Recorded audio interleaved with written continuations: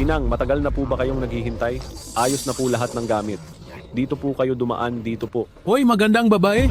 Dito ka muna. Samahan mo kaming magpalamig. Huwag kang umalis. Maganda. Matagal-tagal na ring walang babaeng pumupunta sa kulungan na ito.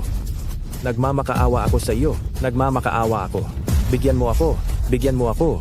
Gagawin ko ang kahit ano. Basta bigyan mo lang ako. Ibibigay ko pati buhay ko sa iyo.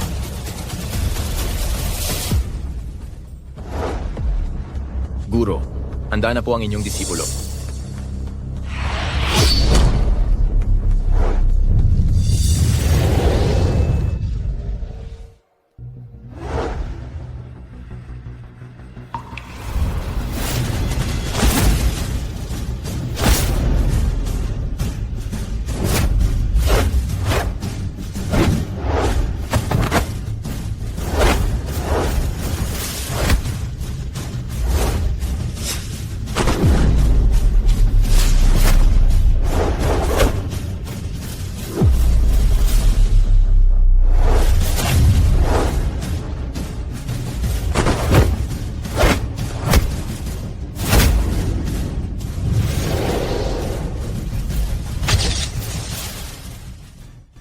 Miss, dito po. Sandali lang po kayo ha. Bufan, Master, hindi ko talaga inasahan. Sa loob ng 3 taon ay natutunan mo ang lahat ng kakayahan ng Huo Yunyan Luo. Isa ka talagang henyo sa martial arts. ang inyong alagad na si Yebu Fan ay nagpapasalamat sa pagtuturo ng 3 master. Hinding-hindi ito malilimutan ng inyong alagad. 3 taon na ang nakalipas nang nabilanggo ka ng walang kasalanan. At nakasama mo kaming 3 magkakapatid sa iisang selda. Ito rin ang aming kapalaran. Ang inyong Master Uno ang nagturo sa iyo ng lahat ng martial arts sa mundo. Ako naman ang nagturo sa iyo ng daan ng negosyo. At ang inyong Master Tres ang nagturo sa iyo ng pinakamahusay na medisina. Ngunit ngayon ay lalabas ka na sa bilangguan gamit ang 3 kasanayang ito. Makakapag-isa ka sa mundo ng martial arts. Ang 3 master ay tulad ng aking pangalawang mga magulang. Ang inyong alagad ay tiyak na magpapasalamat ng buong puso. Yebu Fan, makinig sa utos. Ito po ang inyong alagad. Tumahimik kayo. Huwag maingay.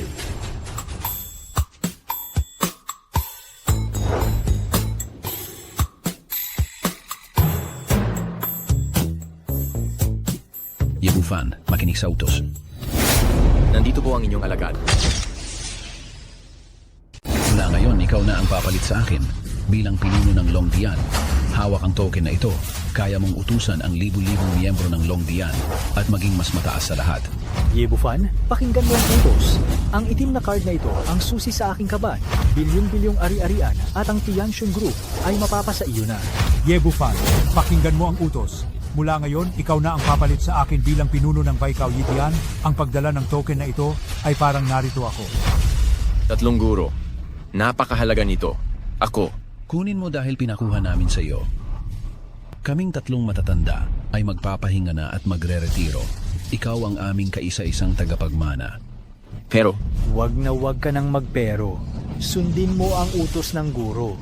Kapag naglakas loob kang sumuway, itatakwil kita. hindi ko po makakalimutan ang inyong kabutihan. Yebufan, maaari ka nang lumabas ng kulungan.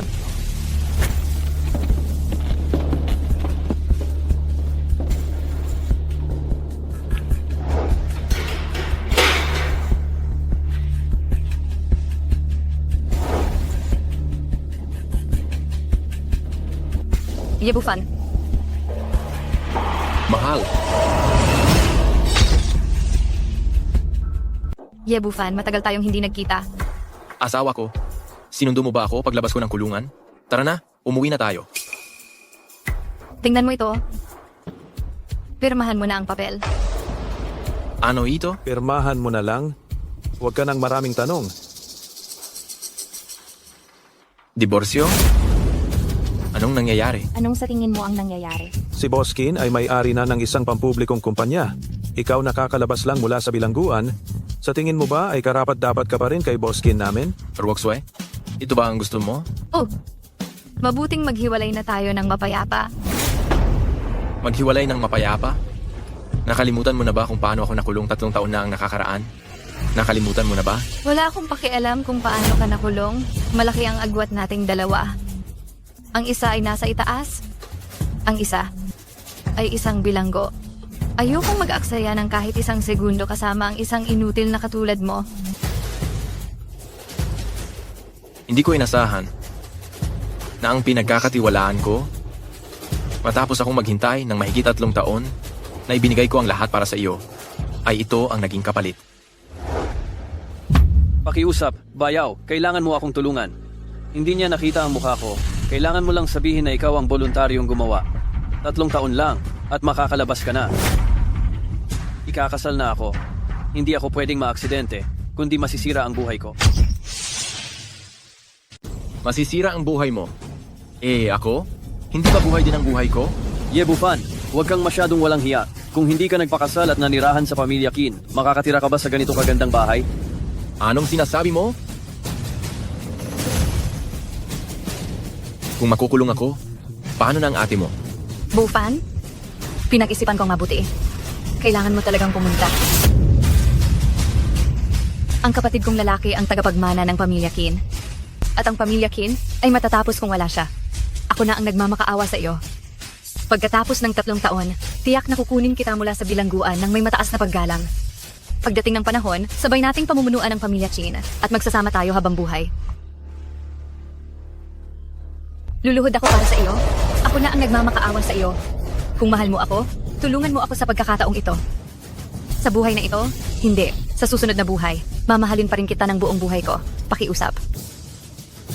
Kung makukulong ako, paano ka na? Bufan, isipin mo, paglabas mo sa kulungan, formal nang mamumuno ang kapatid ko sa pamilya Kin. At pwede na tayong magkaroon ng sarili nating mundo. Pagdating ng panahon, bibigyan kitang 2 anak. Lalaking kamukha mo, babaeng kamukha ko.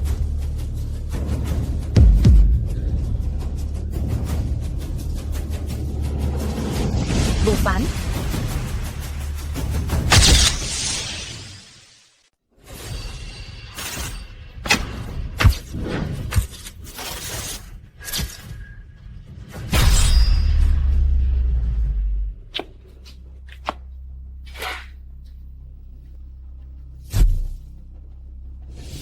Ang nangyari 3 taon na ang nakakaraan ay lumipas na.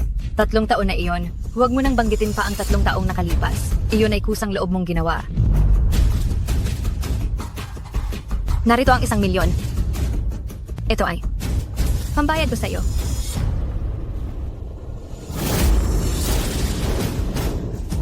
$1 milyon? 3 taon sa kulungan? Tapos 1 milyon lang ang ipapalit mo? Ano ba ang 1 milyon? Sino ka ba sa tingin mo? Marami na ang 1 milyon. Kung magtatrabaho ka ng 3 taon, makakakita ka ba ng ganyan kalaki? At saka, alamin mo muna kung sino ka. Isa ka lang naman na rapist. Ano ang sabi mo? Mali ba ang sinabi niya?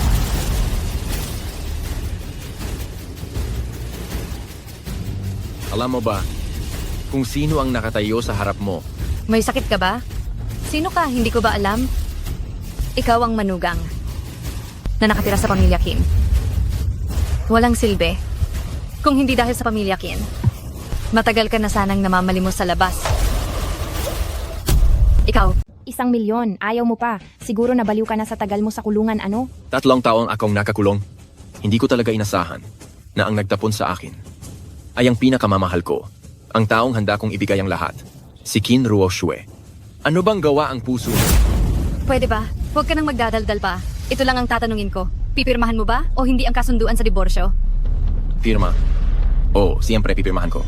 Pero tandaan mo ito, simula ngayon, magbabayad ng mahalang pamilya Qin ninyo. Yay, Bufan, hindi mo ba tinitingnan ang sarili mo ngayon? Saan ka kumukuha ng lakas ng loob? Para sabihin iyan? Huwag ka nang mag-aksaya ng oras. Naghihintay si Mr. Qin para sa date niya. Pirmahan mo na.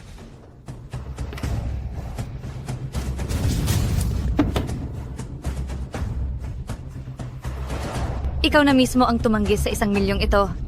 Wala akong pananagutan. Hello, umalis na tayo.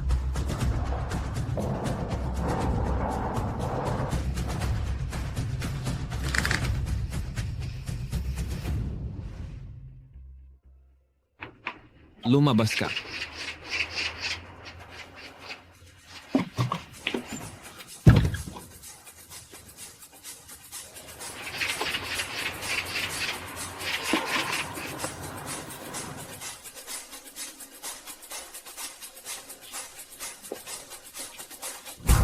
Hoy, hindi ba't ito ang bayaw ko? Nakalaya ka na? Qin Yang, Parang awa mo na, bayaw. Kailangan mo akong tulungan. Hindi niya nakita ang mukha ko. Sabihin mo lang na ikaw ang kusang gumawa nito at sa loob ng 3 taon ay makakalabas ka na. anong ginagawa mo rito? Siyempre, sinundo kita. Bayaw, kumusta ka nitong nakaraang 3 taon? Kung wala kang masamang balak, lumayas ka na. Hey, 3 taon tayong hindi nakita. Mukhang tumataas ang galit mo ah. Mga kasama, ito ang madalas kong ikuwento sa inyo.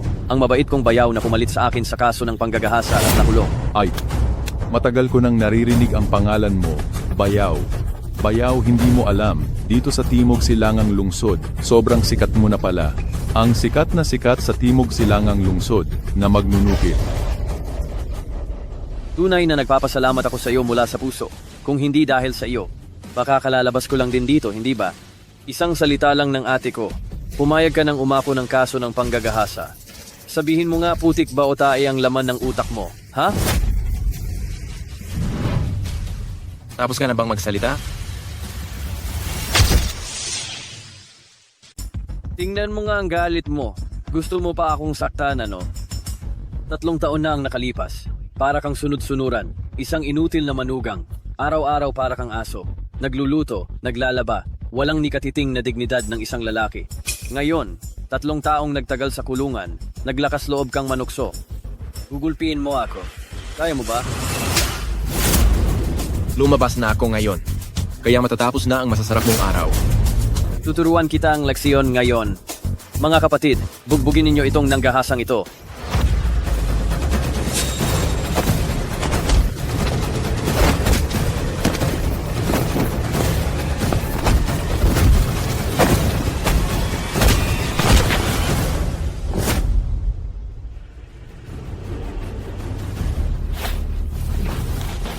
Kailan ka pa nagkaroon ng ganyang kakayahan?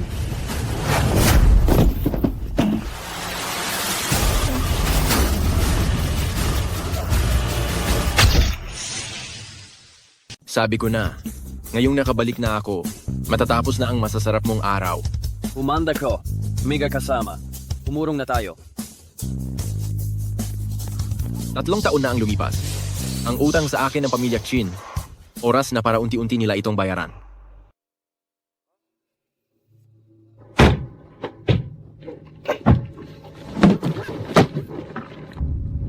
Matanda. Ngayon, kailangan ng gibain ang bahay mo. Tatanungin kita sa huling pagkakataon, aalis ka ba o hindi? Hindi pa nakakabalik ang anak ko. Sinabi niyo lang na sa pilitang demolisyon. Gagawa na kayo ng demolisyon. Ang anak mo? Sino bang hindi nakakaalam na ang anak mo ay isang nanggahasa? Wala siyang silbi kung babalik man siya. Ang proyektong ito ay pagmamay-ari ng Hari ng Timog Silangan. Ang proyekto ni Boss Dubingkun. Mapipigilan mo ba ito? Hindi nanggahasa ang anak ko. Hindi siya isang nanggahasa. Ziga. Kung hindi ka pa aalis, sa pilitan na namin gigibain ito. Tatayo ako rito ngayon. Kung may lakas kayo, daanan niyo ako. Pilit mo pang pinapaganda ang sarili mo. Nagpapaka-importante ka pa. Tutulungan kitang matapos iyan ngayon. Hanggang kasama, giba.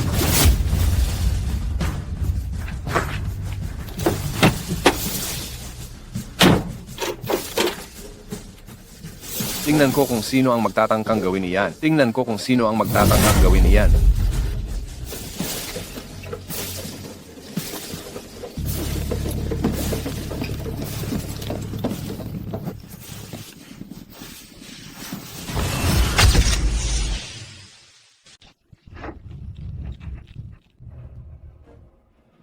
Tay, Bufan? Nakabalik ka na. pasensya na, Tay. Nahuli akong dating. Ikaw, bata ka, saan ka nang galing? Ang lakas ng loob mo. Nangangahas kang sirain ng bahay namin? Ikaw ang may matinding lakas ng loob. Ikaw, yung rapist, si Ye Bufan, diba? Nakalaya ka na pala? Bibigyan kita ng pagkakataon. Kunin mo na ang walang kwentang bagay mo at umalis ka. Ganyan na ba kalalaki ang boses ng mga rapist ngayon? Sa tingin ko, naghahanap ka ng kamatayan. Mga kasama, bugbugin niyo ang batang ito at pagkatapos, kasama ang bahay niya, ibaon niyo na. Ma'am, kamusta ang pagsusuri ninyo sa proyekto ng kumpanya ngayon? Bilisan mo, may nag-aaway sa harap. Tingnan mo kaagad. Tego!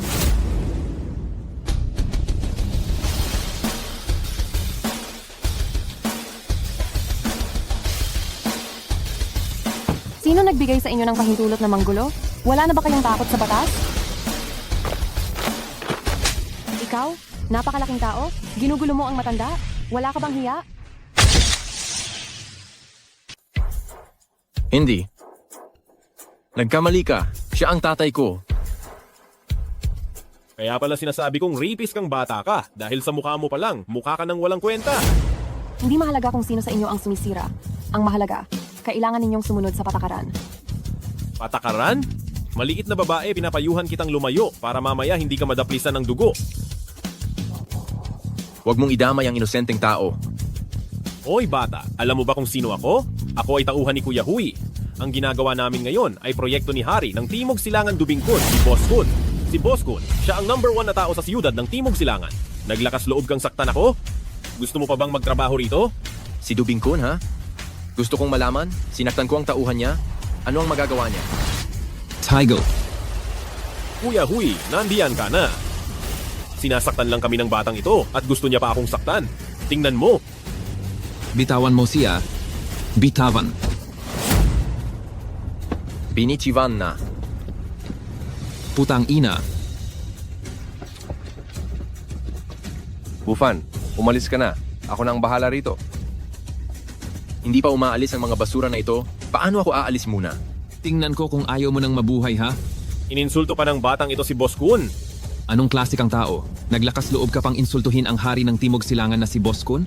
Kuya Hui, rapist lang ang batang ito. Kakalaya lang. Rapist, mukhang nabaliw ka sa kulungan at kung sino-sino na lang ang kinakalaban mo. Halika, bibigyan kita ng huling pagkakataon. Dilaan mo ang laway na ito at baka patawarin pa kita. Sa huli, isa ka lang palang aso ni Dubingkon. Anong sabi mo? Kung hindi kita papatayin ngayon, dadalhin ko ang plema at dilaan ito. Sige, maghintay ka. Hihingi ka pa ang tulong. Hoy, sa loob ng 3 minuto, pumunta ka sa minahan.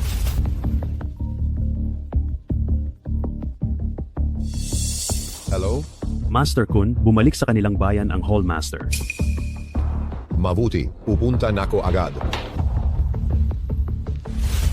Sinasabi ko sa iyo, mas mahalaga pa ang aso ni Master Du kaysa sa iyo, inutil.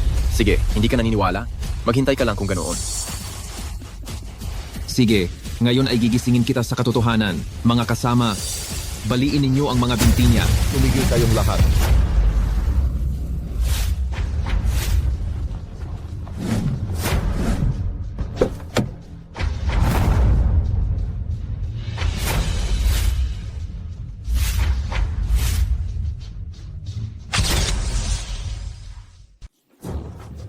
Kunye.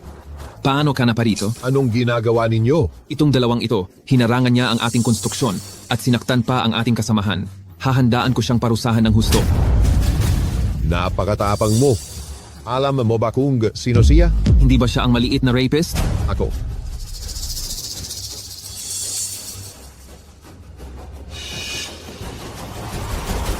Junongye. Ikaw ba si Dubingkon?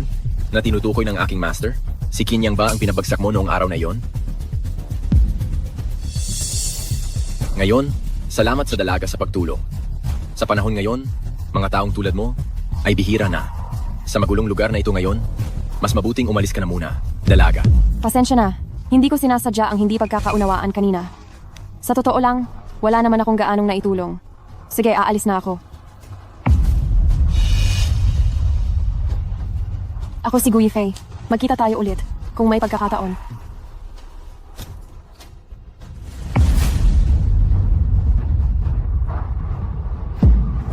Si Dubing Kun, hari ng Timog Silangan, bumabati sa pinuno ng Dragon Hall. Simula ngayon, formal kong pamamahalaan ng Dragon Hall. Ang lahat ng miyembro ng Dragon Hall, magtrabaho ng may pagkakaisa. Susundin ko ang utos ng pinuno. Pinuno? Grabe ang gulo na nilikha mo ngayon. Alam mo ba? Paanong siya ang magiging pinuno? Lumuhot ka. Dubing Kun, mukhang magaling ka na sa lungsod ng Timog Silangan, ha? Ang mga tauhan mo ay malayang makakapag-demolish at makakapanakit ng tao kahit kailan. Hindi ko napamahalaan ng maayos ang aking nasasakupan. Hinihingi ko ang kaparusahan ng pinuno. Kunye, hindi, pinuno, nagkamali ako, dilaan ko. Tama na. Tay, umuwi na tayo.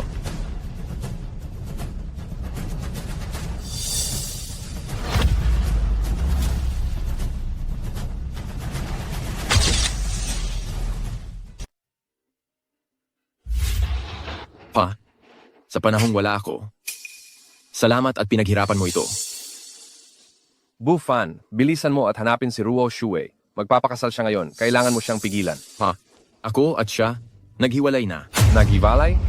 Anong hiwalayan ang pinagsasabi mo? Ikaw na masamang bata ka, bilisan mo at ibalik siya rito. Pa, may maraming bagay na hindi mo alam. Si Qin Ruo Shue, dahan-dahan naming aayusin ang aming alitan. Ma, ngayon maganda ba ako? Ang anak ko ngayon, ang pinakamaganda. Ma, pupunta lang ako dun sandali. Sige. Manager Wu? Maskin. Congratulations! Sa wakas, naitapon mo na ang walang kakuwentahang manugang, ngayon magpapaksal ka kay Young Master Cao, tunay na isang malaking okasyon. Maraming salamat, Manager Wu. Manager Wu, tila maganda ang takbo ng negosyo mo kamakailan. Kailangan pa ng pamilya Qin ang malaking tulong mo sa hinaharap. Siyempre. Kaya naman binabati ko kayo ng maaga ng isang matibay na pagsasama. Salamat, Manager Wu. Dumating na si Young Master Cao. Gino, magandang araw sa inyong lahat. Jinong Cao.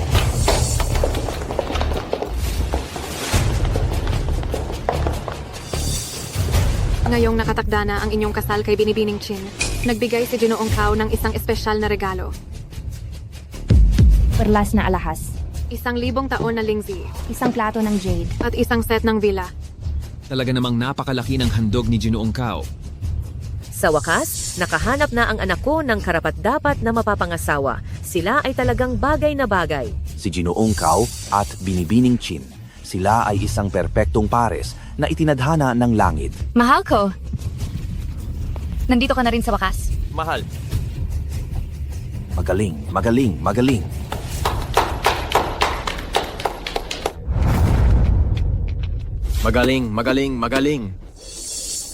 Ang ingay pala rito. Hoy, ikaw na walang kwenta. Bakit ka nandito? Ito ba ang lugar na dapat mong puntahan? Engagement ng ex-wife ko. Natural lang na pumunta ako.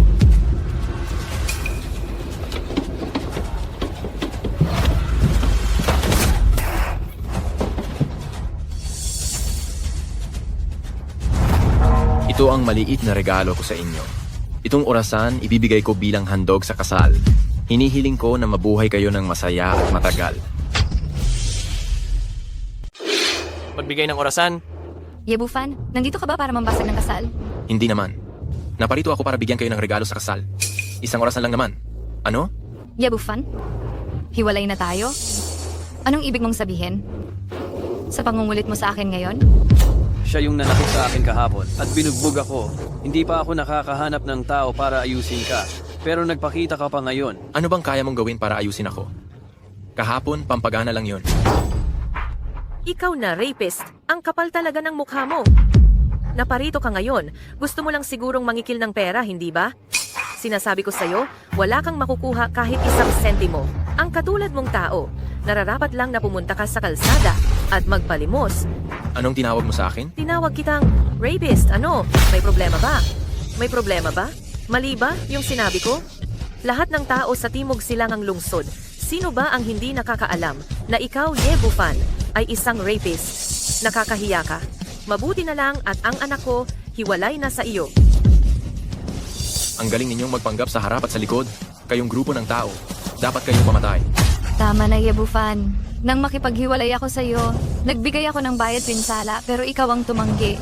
Ngayon, nandito ka na naman. Nagpapanggap, wala ka ng hiya. Pinapayuhan kitang umalis ka na ngayon din. Wag. Ngayong nakarating na siya rito, paano naman siya aalis? Ikaw ba ang bida ngayong araw? Kanina pa ako tahimik, pinapanood kitang mag-artista. Ano? Tapos na ba ang palabas mo? Ginoong Kao, huwag kang magalit siya. Kilala ko siya. Ang tanyag na basura, ang manugang na walang silbi, ang tanyag na manggagahasa. Hoy, bata, alam mo ba kung sino ako? Sino ka ba sa tingin mo? Sasabihin ko sa iyo. Ako ay mula sa ilalim ni Kunye, ang hari ng Timog Silangan, ang Kao Group, ang panganay na anak ng pamilya Kao. Nangahas kang gumawa ng gulo sa kasal ko ngayon, hindi ka na makakaalis. Wala akong pakialam kung sino ka. Pero siya, kailangan kong protektahan. Yebufan, may sasabihin ako sa iyo. Noong nasa kulungan ka, araw-araw kaming magkasama. Ay, hindi, bago ka pa makulong. Kami na, hindi mo lang alam, basura ka kasi. Alam mo ba kung gaano katagal mo nang suot ang sungay na yan? Ilang taon na. Nangangahas ka pang gumawa ng gulo sa kasal ko. Pinapahiya mo ang pamilya Ye, grabe. Naintindihan mo ba? Ang mga hangal ay namamatay sa sobrang daldal. Ilang salita mo pa lang. Sapat na yan para mamatay ka. 10,000 beses. Anong gagawin mo? Tingnan mo ang ayos mo. Bibilihin mo na ba ang buong lungsod ng Timog Silangan? Nakakabaliw talaga. Timog Silangang lungsod. Hindi ko ito kayang bilhin. Ngunit napakadali lang para sa akin na pabagsakin ng pamilya Kao. Ang cute mo talagang bata. Napabagsakin ng pamilya Kao. Lumalabas talaga yan sa bibig mo. Maging ang hari ng Timog Silangan, si Ginoong Kun, ay hindi maglalakas loob na sabihin na pababagsakin niya ang pamilya Kao sa loob lang ng ilang minuto. Kung gayon, alam mo ba kung sino ang pinagsisilbihan ni Dubing Kun? Sino? Huwag mong sabihing ikaw ah. Tama. Ako niya. Makinig kayo, makinig. Itong rapist na ito, sabi niya, siya ang pinagsisilbihan ni Ginoong Kun. Hoy, bata, alam mo ba kung sino si Ginoong Kun? Maging kami sa pamilya Kao ay nagpapakita ng labis na paggalang sa kanya. Sabi mo, pinagsisilbihan ka niya. Karapat-dapat ka ba? Yebufan, maaari ba huwag ka nang magpakahiya rito? Sa loob ng ilang taon, hindi pa ba sapat ang kahihiyan? Nasa kulungan siya. Nag-atake ang sakit niya sa pag-iisip. May sakit ka ba? Pumunta ka na sa doktor. Sinasabi mo pa na pinagsisilbihan ka ni Ginoong Kun. Bakit hindi mo na lang sabihin na hinuhugasan ng Reyna Ina ang iyong mga paa? Nakakatawa ba iyan? Siyempre nakakatawa. Yebufan, alam mo ba kung ano ang hitsura mo ngayon? Para kang unggoy. Isang unggoy na nakalabas ang puwit. Nagpapakita ng palabas sa amin.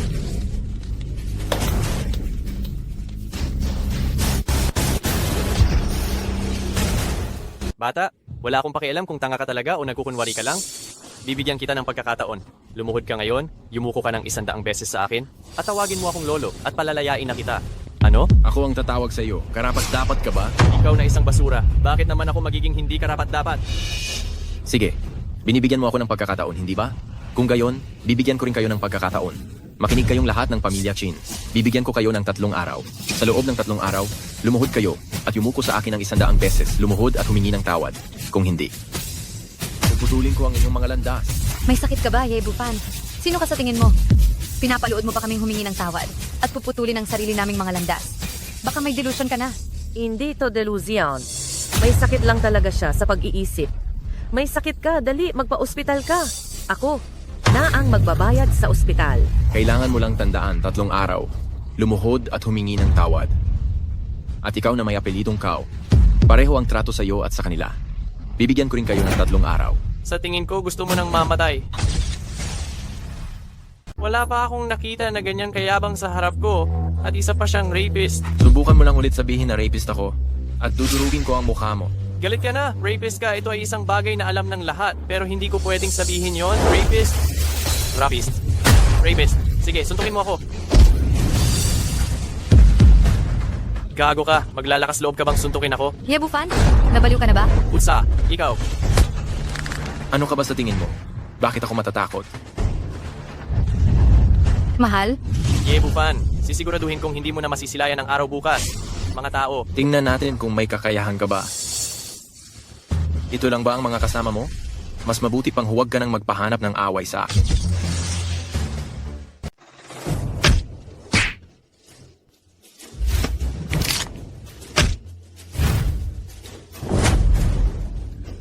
Bakit ka biglang naging ganyan kalakas? Marami pang bagay na hindi mo alam. May ibubuga ka rin pala. Bata, mukhang hindi ka na rin pala ganap na basura. Pero ano ngayon? Sinabi ko na babagsak ka. At babagsak ka talaga. Anong sabi mo? Hayop ka, bitawan mo ako. Kawalang galangan?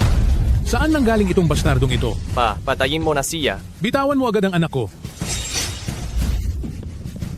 Binitawan na. Nahahanap ka ang kamatayan. Hindi ba ikaw ang nagsabi na bitawan ko? Patayin mo siya. Patayin mo siya. Bata, sa Dongnan City, naglakas loob kang sakta ng anak ko? Alam mo ba kung paano isulat ang salitang kamatayan? Talaga ngang kasing tanga ka ng anak mo. May ganyang anak. Siguradong hindi ka rin isang disenteng tao. Anong sabi mo? Ang sabi ko, hindi ka magandang tao. Walang galang, Yebufan.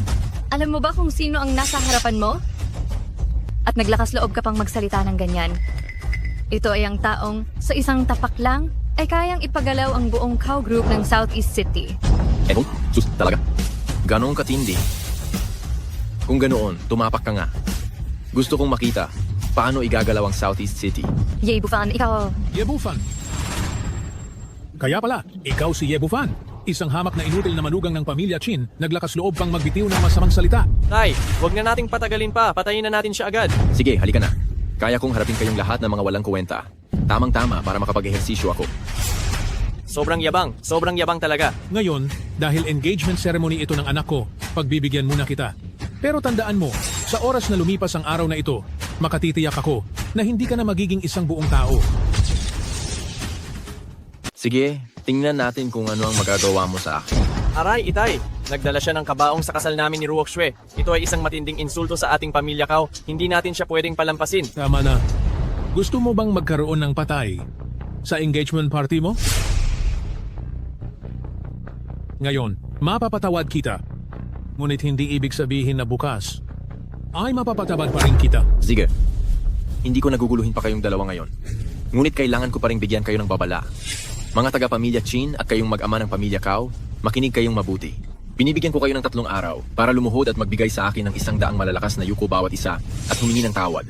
Kung hindi, wawakasan ko ang inyong mga buhay. Bata, masyado kang mayabang. Sa tingin mo, mabubuhay ka pa ba ng 3 araw? Tingnan na lang natin.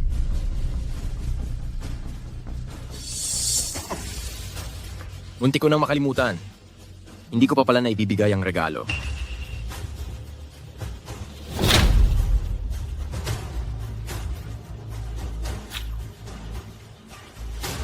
Pera ng patay.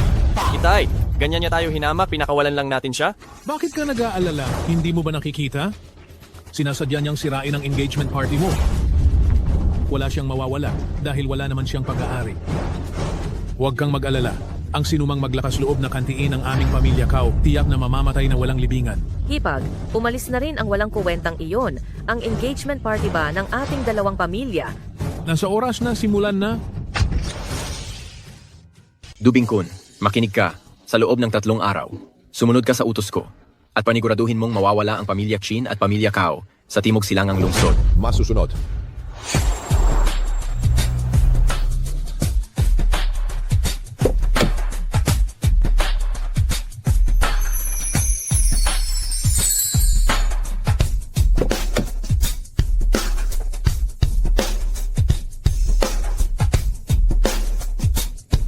Lolo, sandali lang po. Ikafala. Ginanggu. Sino po ang matandang ito? Siya ang aking lolo. Lolo, siya si Ginoong Ye. Ginoong Ye, hindi ko inaasahang magkikita tayo kaagad. Ginanggu, may problema ang kutis ng lolo mo. Ito ay isang malaking palatandaan ng kamalasan. Natatakot akong malapit na siyang mamatay. Ano ang sinasabi mo?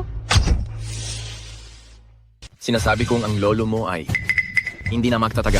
Ginoong Ye, kahit na nagkita na tayo minsan, hindi iyon nangangahulugang maaari mo nang sumpain ng ganyan ng lolo mo. Binata, tumingin ka. Napakalakas ng katawan ko. Paanong hindi ako magtatagal? Tama, napakalakas mo lolo at palagi kang nagpapacheck up. Imposibleng magkaroon ka ng problema. Ginoong Ye, dahil sa nangyari kanina, hinahangaan talaga kita. Ngunit hindi iyon nangangahulugang maaari mo nang siraan ang pamilya ko. Nakikita ko lang siya na may maitim na kulay ang noo at mukha, na senyales ng kamatayan, at malabo ang kanyang mga mata. Ito ay isang malaking masamaang palatandaan. Sa loob ng 1 araw, mawawalan siya ng malay, at pagkatapos ng 3 araw, baka mamatay na siya. Tama na. Mayroon kaming personal na doktor sa bahay at napakaraming high-tech na kagamitan. Kung ang iba ay hindi makahanap ng problema, sa tingin mo ba ay makikita mo iyon sa isang sulyap lamang? Binata, ang mga taong tulad mo, marami na akong nakita. Ang pag-asa sa panloloko ay makakasama lang sa sarili mo. Hindi ako nanloloko. Ako ay tinuruan ng pinuno ng Hall of 100 Herbs, si Sun Baikao. Maniwala ka sa akin, matanda. Ako lang ang makakagamot sa sakit mo. Sun Baikao Sun Shenyi, ilang taon na kayong nagtatago? Sabi mo, Sun Shenyi ang iyong guro. Paano kami maniniwala sa iyo? Kung hindi kayo naniniwala, maghanda na lang kayo para sa burol. Walang hiya. Tigilan mo. Lolo, sinabi ko na sa iyo noon, siya ang pumigil sa sapilitang demolition. Naniniwala akong may dahilan siya kung bakit niya sinabi ang mga iyon ngayon. Hayaan na lang muna natin siya. Umalis ka, layas. Kung hindi nyo ako pinaniniwalaan ngayon, tiyak na kailangan nyo akong hanapin bago matapos ang araw. Sa 3 taon kong pagkakakulong, nagkaroon ako ng 3 guro. Ang unang guro ay namumuno sa Longdian at nakatataas sa lahat. Ang pangalawang guro ay may yutang-yutang bilyong kayamanan. At ang pangatlong guro na si Sun Baikao ay ang kasalukuyang santo ng medisina. Kahit sino sa kanila ay kayang yanigin ang buong Huaxia. At ako ay tinipon ng mga kakayahan at katayuan nilang 3 sa aking sarili. Mula ngayon, ang pangalan ni Ye Bufan ay makikilala sa Huaxia.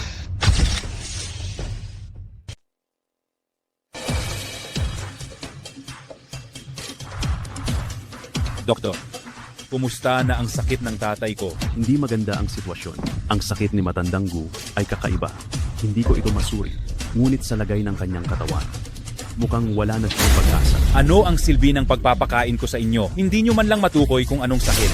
Ginoong Gu, talagang humihingi ako ng paumanhin. Talagang hindi ko mahanap ang sakit. Masyado kasing biglaan ang sakit ni Matandang Gu. Kahapon, maayos pa siya. Ngayong araw bigla na lang siyang hinimatay. Tiyak na may problema rito. Hanapin nyo ito para sa akin. Kung hindi nyo ito matukoy, isasama kitang ilibing sa tabi ng tatay ko. Ang nakita ko lang ay siya. May kulay itim sa pagitan ng kanyang mga kilay at may itsura ng kamatayan. Ang mga mata niya ay mapurol. Ito ay isang malaking palatandaan ng sakuna. Hindi lalampas sa isang araw ay hihimatayin siya. At sa loob ng 3 araw, baka mamatay siya. Tito, may naalala akong isang bagay. Ano? Sa tingin ko, alam ko na kung sino ang makakapagligtas kay Lolo. Sino? Bigyan mo ako ng 2 oras at hahanapin ko ang taong iyon. Mapagkakatiwalaan ba yan? Kung mapagkakatiwalaan o hindi, tara na at tingnan natin. Bilisan mo.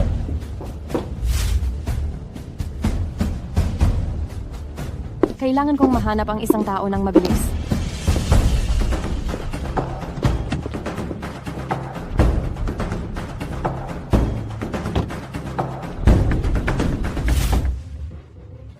Handa na po ang noodles nyo. Mabuting kumain po kayo.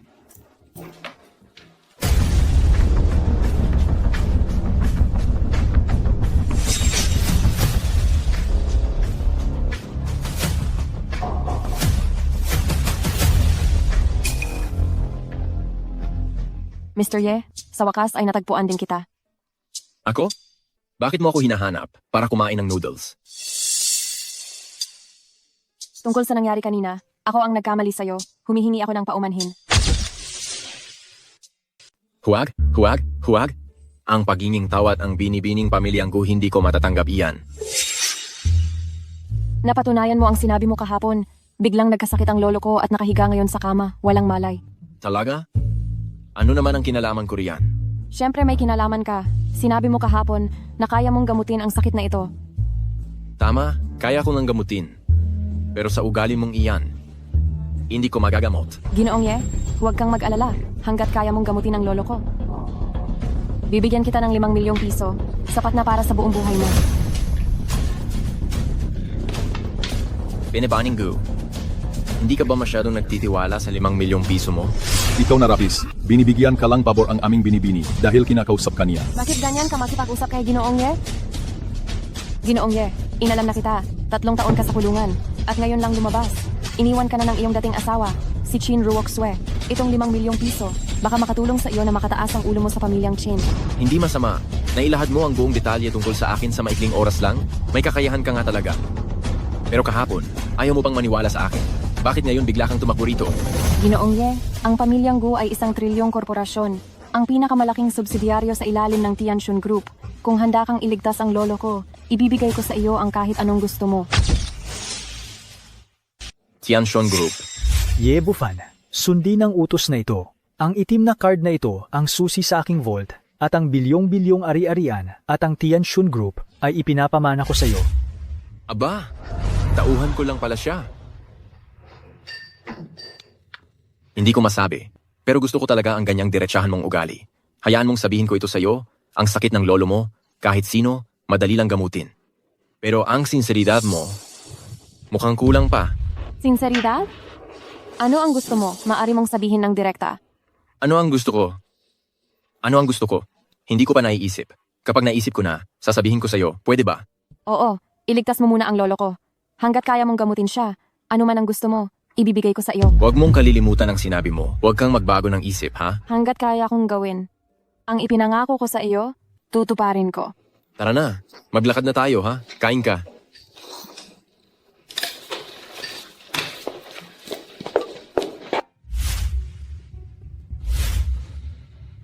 Anong oras na?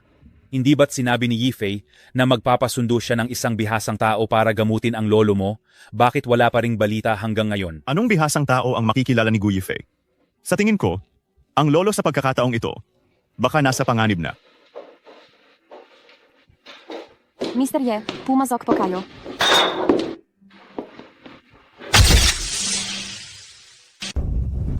Yifei, sa wakas, nakabalik ka na.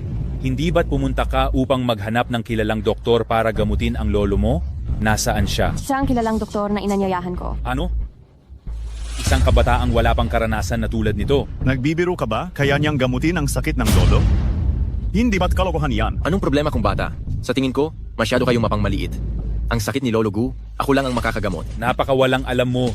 Nagsasalita ka ng mayabang. At sinasabi mo pang mapangmaliit kami. Yifei, anong klaseng tao ang dinala mo? Ikaw ay... Iyo, nakita namin siya ni Lolo kahapon.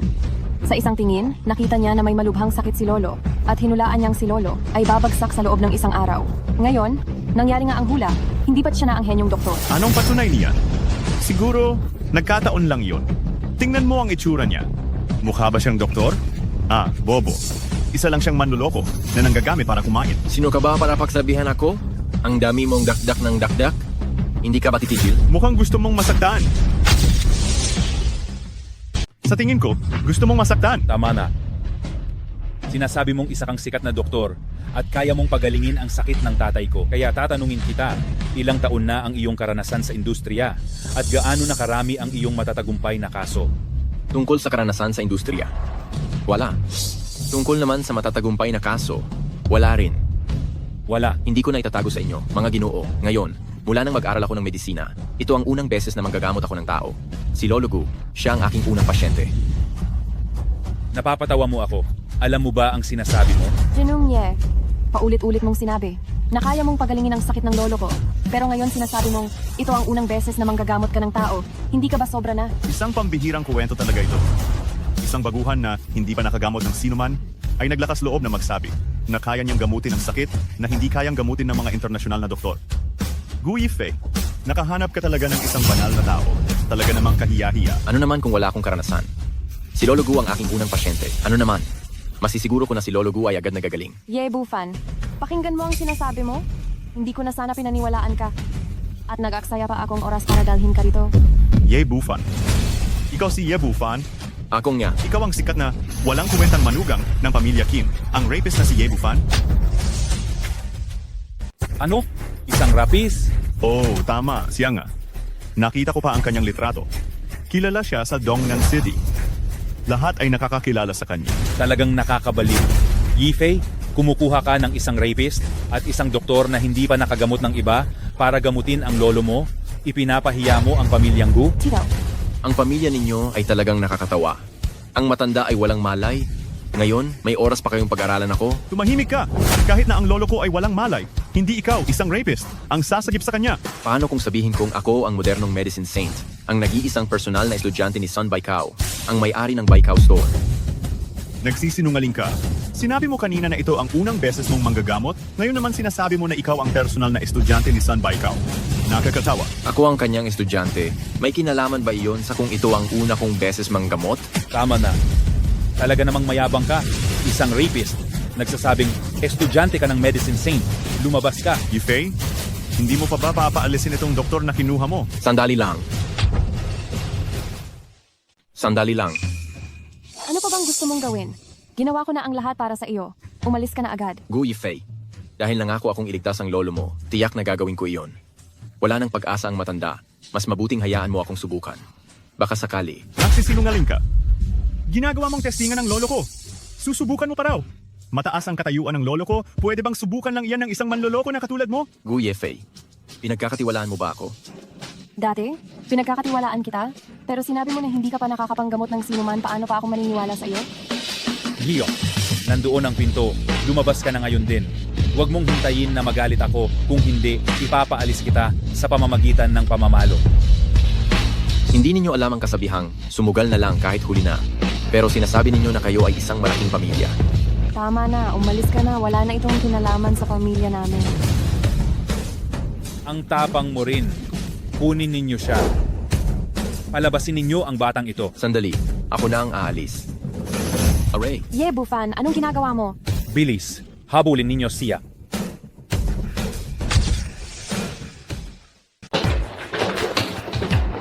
Buksan mo ang pinto. Tumabi kayo. Ang batang ito, naglakas loob na pumasok sa silid ni tatay.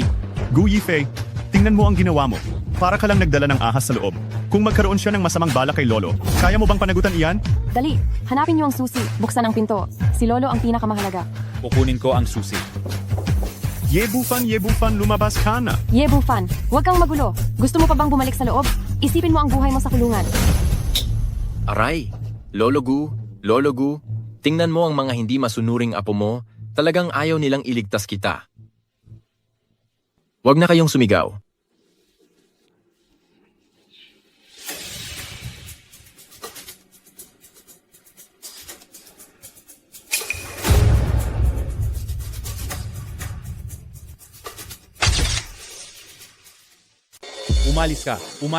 Umalis ka. Huwag kang gagalaw. Hoy, huwag kang gumalaw. Isang tusok na lang. Ikaw, Ye Bufan, ang kapal ng mukha mo. Tapos na. Tinupad ko ang pangako kong iligtas siya para sa inyo. Hoy, tinulungan ko kayong iligtas ang lolo mo. Bakit mo ako sinasaktan? Dapat ka lang saktan. Ano itong ginagawa mo? Anak na, papatayin kita ngayon. Tao, ikulong niyo siya sa selda at turuan niyo ng leksyon. Teka lang, tingnan niyo ang matanda.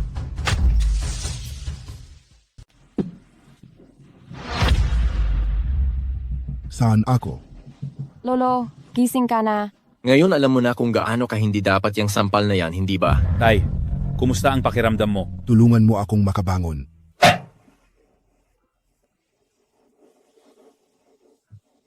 Sino ang nagligtas sa akin? Siya. Ikaw nga talaga, binata. Mukhang may kaya ka talaga. Matandang Gu, hindi mo alam, para lang iligtas ka. Marami akong tiniis na hirap. Anong paraan ba ang ginamit mo para gumaling ang tatay ko? Sasabihin ko sa'yo, maiintindihan mo ba? Impossible. Hindi na nga nakayanan ng lahat ng mga sikat na doktor at eksperto. Tapos ikaw, na parang wala. Sa unang beses pa lang na manggamot ay mapapagaling mo na agad.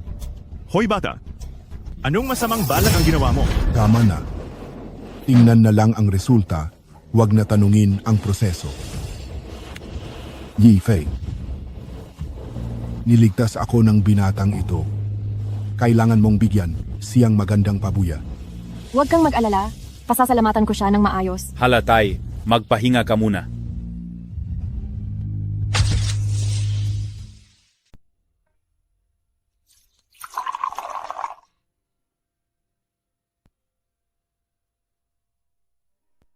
Dr. Ye, ang tsaa na ito ay kumakatawan sa aking paumanhin. Humihingi ako ng tawad sa inyo. Ang pamilya Gu ay labis akong ininsulto at ginawa ng masama, tapos sinampal mo pa ako, isang tasa ng tsaa lang ang magpapabago ng isip ko? Ano ang gusto mong mangyari, Dr. Ye? Gu Yifei, hindi ba nangako ka sa akin noon na basta tulungan kitang gamutin ang iyong lolo, anumang kondisyon ay handa kang gawin? Tutuparin mo ba yan? Opo, syempre. Ang mga taga-pamilya Gu ay tumutupad sa salita. Ngunit ang kondisyon ay Dapat ito ay nasa loob ng aking kakayahan. Aba, siguradong nasa kakayahan mo yan. Magsalita na po kayo, Dr. Ye. Alam mo, ako, kakalabas lang sa hiwalayan ng asawa. At ang kulang ko lang ngayon ay isang asawa. Dr. Ye, ay hindi ko maintindihan ang ibig mong sabihin. Hindi mo maintindihan? Gusto kong maging asawa kita. Dr. Ye, ang biro mong ito ay medyo malaki, hindi ba? Kani-kanina lang sinabi mong ang pamilya Gu ay tumutupad sa salita. Hindi pa umabot ng 1 minuto. Babawiin mo na agad? Kung ganoon, tatanungin kita, seryoso ka ba? Seryoso ako, oo. Matagal ko na itong pinag-iisipan. Ikaw talaga ang tipo ko.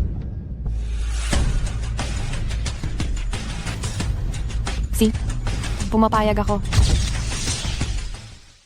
Pumayag ka na. Huwag kang babawi. Ibig sabihin, habang buhay na yan. Hanggat nangangahas kang sabihin na habang buhay, nangangahas din akong sabihin na habang buhay. Sige, masaya ako. Mabuti. Bukas, magpapahanda ang pamilya Gu ng isang salusalo para ipagdiwang ang paggaling ng aking lolo, sumama ka sa akin, at ipapahayag ko ito sa kanilang harapan. Sige. Kaya naman, para sa biglaang habang buhay na ito, tagay.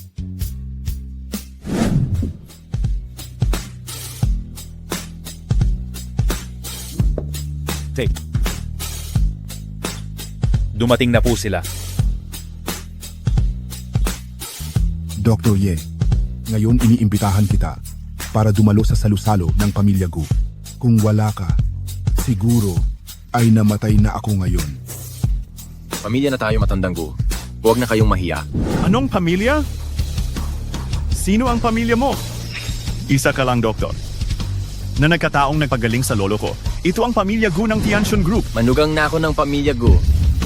Hindi ba kami pamilya? Manugang ng pamilya Gu? Anong ibig mong sabihin?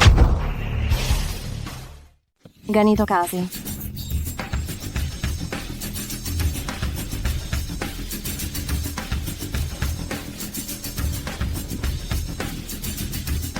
Ngayon na magkakasama tayo, may mahalaga akong sasabihin sa inyong lahat.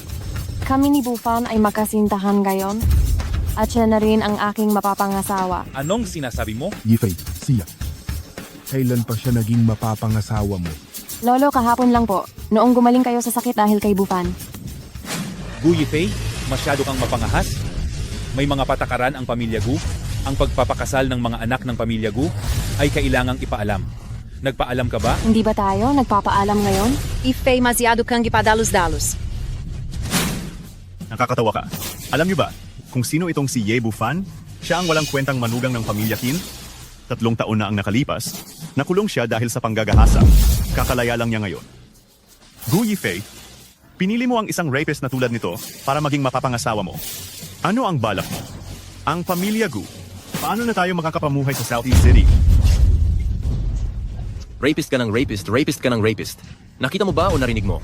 Hindi ako, si Ye Bufan, manggagagasa ng kahit sino. Sa loob lang ng ilang araw, ibubunyag ko ang katotohanan sa publiko. Napakakwela. 3 taon kang nakulong, tapos sasabihin mong hindi ka rapist. Niloloko mo ba ang mga bata? Tama na. Wala akong pakialam kung sino siya. Malinaw na ang aking paninindigan. Kaya't sana po ay suportahan ako ng lolo at lahat ng miyembro ng pamilya Gu. Gu Yifei, sobrang simple ng pag-iisip mo, hindi ba? Ang aming pamilya Gu ay isang multi-trillion group, ang pinakamalaking subsidiary sa ilalim ng Tianshun na may napakataas na katayuan sa lipunan. Alam ko, may utang na loob ang pamilya Gu kay Dr. Ye, pero may record siya ng panggagahasa. Kung pakakasalan mo siya, kung kumalat ito, nasaan na ang reputasyon ng pamilya Gu? Kung maapektuhan nito ang market value ng Tianshun Group, at kung magalit ang Tianshun Group, hindi natin kakayanin ang responsibilidad. Huwag kang mag-alala, tinitiyak ko, ang punong tanggapan ng Tianshun Group ay walang magiging reklamo. Anong tinitiyak mong kahibangan? Ano ang kaya mong tiyakin? Alam mo ba kung anong konsepto ang Tianshun Group? Ilang araw ka pa lang nakalabas ng kulungan? Tapos ganyan ka na kung magsalita na parang mayabang? Hindi lang ako makakatiyak na walang reklamo ang punong tanggapan ng Tianshun Group, kundi pati na rin ang kasal namin ni Gu Yifei ay buong pusong susuportahan ng punong tanggapan. Hindi lang iyon, ipapagawa ko pa sa inyo ang pinakamahalagang proyekto na hawak nila para sa pamilya Gu. Napakayabang mo. Mara, sinabi niya iyon kanina? Narinig ninyo ba? Ayon sa sinabi mo, ang Tianshun Group ay sa pamilya mo pala? Tama. Ang Tianshun Group ay sa pamilya ko. Ang kapal ng mukha mong magsabi niyan. Hindi ka doktor. Isa kang baliw, isang malaking baliw na may sakit sa utak. Ye, Bufan, huwag mong sabihin yan. Noon, humanga pa ako sa galing mo sa medisina. Pero ngayon, mukhang nagkataon lang ang lahat. Payo ko sa iyo, baguhin mo na ang masama mong ugali ng pagiging madaldal. Nababaliw ka na ba sa tagal mo sa kulungan? Paano mo naman nasabi na hindi totoo ang sinasabi ko? Alam mo ba kung ano ang sinasabi mo? Sinasabi mo na sa iyo ang Tianjin Group, tapos ngayon ay nagpapaliwanag ka na naman. Alin ba sa mga salita mo ang totoo? Ang bawat salita ay totoo. Tama na, Ye Bufan. Hindi ang pamilya Gu ang lugar para magpasikat ka. Sa panlabas, mukha ka namang hindi isang walang kuwenta. Pero bakit ganyan ka magsalita? Napakawalang katuturan. Tungkol sa kasal mo kay Yifei, hindi ako sumasang-ayon. Hindi lang dahil sa pinanggalingan, kundi pati na rin sa karanasan. Malaki ang agwat ninyong dalawa. Lolo, pumayag na ako kay Bufan. Wala akong ibang papakasalan kundi siya. Kawalang katuturan. Ako pa rin ang masusunod sa bahay na ito. Sinabi kong hindi. Kaya hindi. Isang umalis na sa asawa at bayaw pa. At isa pang nanggahasa. Gustong pumasok sa pamilya Gu. Hindi ba magiging malaking katatawanan ng pamilya Gu? Bukas, magsasagawa ang Tianjin Group ng isang bidding banquet na nagkakahalaga ng 100 bilyong piso sa Southeast Grand Hotel. Kung may kakayahan akong tulungan ang inyong pamilya Gu na manalo sa bidding, hindi ba't magkakaroon na ako ng karapatang pakasalan si Gu Yifei? Isang malaking biro, kahit na ang aming pamilya Gu ay subsidiary ng Tianjin Group. Nakakalap na ako ng impormasyon. Ang bidding na ito ay itinalaga na sa pamilya Cao. Wala na tayong pag-asang manalo. Kaya nga sinabi ko, paano kung may kakayahan akong ipapanalo ang pamilya Gu ninyo? Sabi ko na sa iyo, walang anumang posibilidad.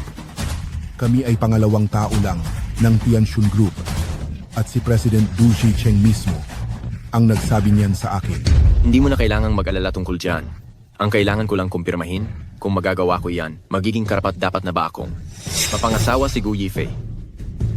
Siyempre, hanggat mapapasa kamay mo ang bilyon-bilyong proyektong ito at magiging pinakamalaking pamilya, ang pamilya Gu sa Timog Silangan.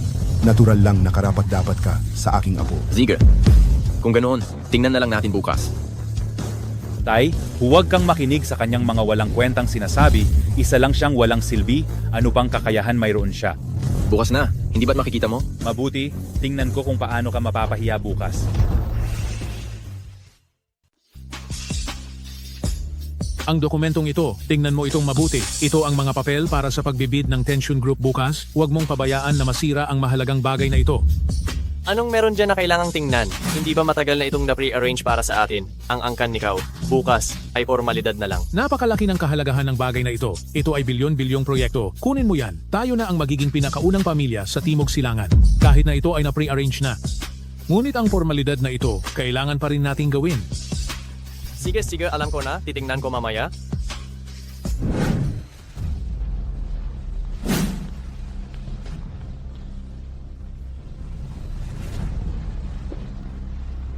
Sir, pinapatawagin niyo po ba ako? Ikaw ang CEO ng Tianjin Group, si Du Shicheng? Ako nga po. Tawagin mo na lang akong Little Du. Nabalitaan ko na ang bilyong-bilyong halaga ng bid bukas ay na pre-arrange na para sa angkan ni Cao, tama ba? Tama po. Iyan po sana ang iuulat ko sa inyo. Baguhin mo. Ibigay mo sa angkan ni Gu. Bakit po? Ang lupon ng mga direktor ay napagkasunduan na po iyan. Mula ngayon, lubusan ko ng pinamumunuan ng Tianjin Group at ako ang nasusunod sa grupo ngayon. Ang lupon ng mga direktor ay walang magiging reklamo. Sige po, susundin ko po kayo. Gagawin ko agad. Bukas, ang angkan ni Gu ang mananalo sa bidding. Tsaka, pupunta rin ako sa party bukas. Ang aking pagkatao, huwag mo munang ibunyag. Naiintindihan ko po.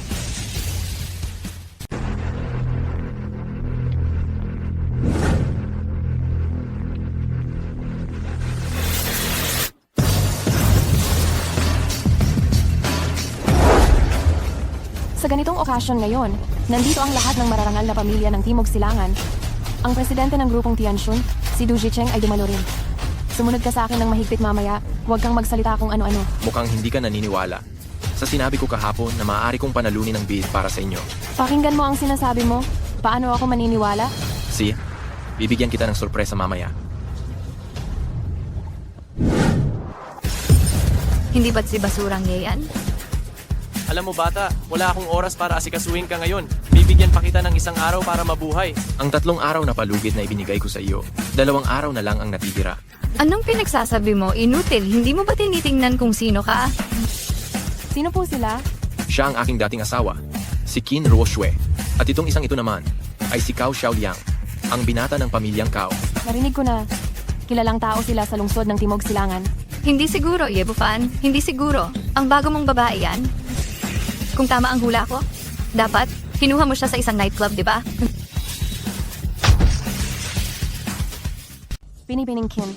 Ang pamilyang Qin ay isang disenteng pamilya. Ang ganyang klaseng mga salita, mas mabuting huwag mo nang bigkasin. May mali ba sa sinabi ko? Kung titingnan si Ye Bufan ngayon na mukhang basag ulero, bukod sa pagsasama ng babae mula sa nightclub, saan pa ba siya kukuha? Nagkamali ka talaga. Siya si Binibining Gu Yifei ng pamilyang Gu. Hindi lang mas mayaman kaysa sayo, mas maganda rin kaysa sayo. At saka, fiancé ko na siya ngayon. Ano bang kabaliwan ng sinasabi mo? Ang binibini ng pamilyang Gu, magkakagusto sa iyo? Isa kang baliw na nananaginip. Ikaw, bata, isa ka talagang kakaibang tao. Pumunta ka pa rito, sasali ka rin sa bid dinner ng Tianxun Group. Anong karapatan niya para dumalo sa ganitong mataas na antas ng bangkete? Huwag mong kalimutan, isa lang siyang rapist. Sinabi ko na, si Binibining Gu ang aking fiancé. Dahil sa kanyang identidad, ang dumalo sa ganitong bangkete, hindi ba normal lang iyon? Ziga. Tingnan natin kung paano ka makakapasok. Tama na, huwag mo nang sayangin ang oras mo sa walang kuwentang taong ito. Bata, sinasabi ko sa iyo, sa araw na ito sa susunod na taon, ito na ang araw ng iyong kamatayan. Tara. Paano malalaman ang palakas sa loob ng balon? Ang mundo sa itaas?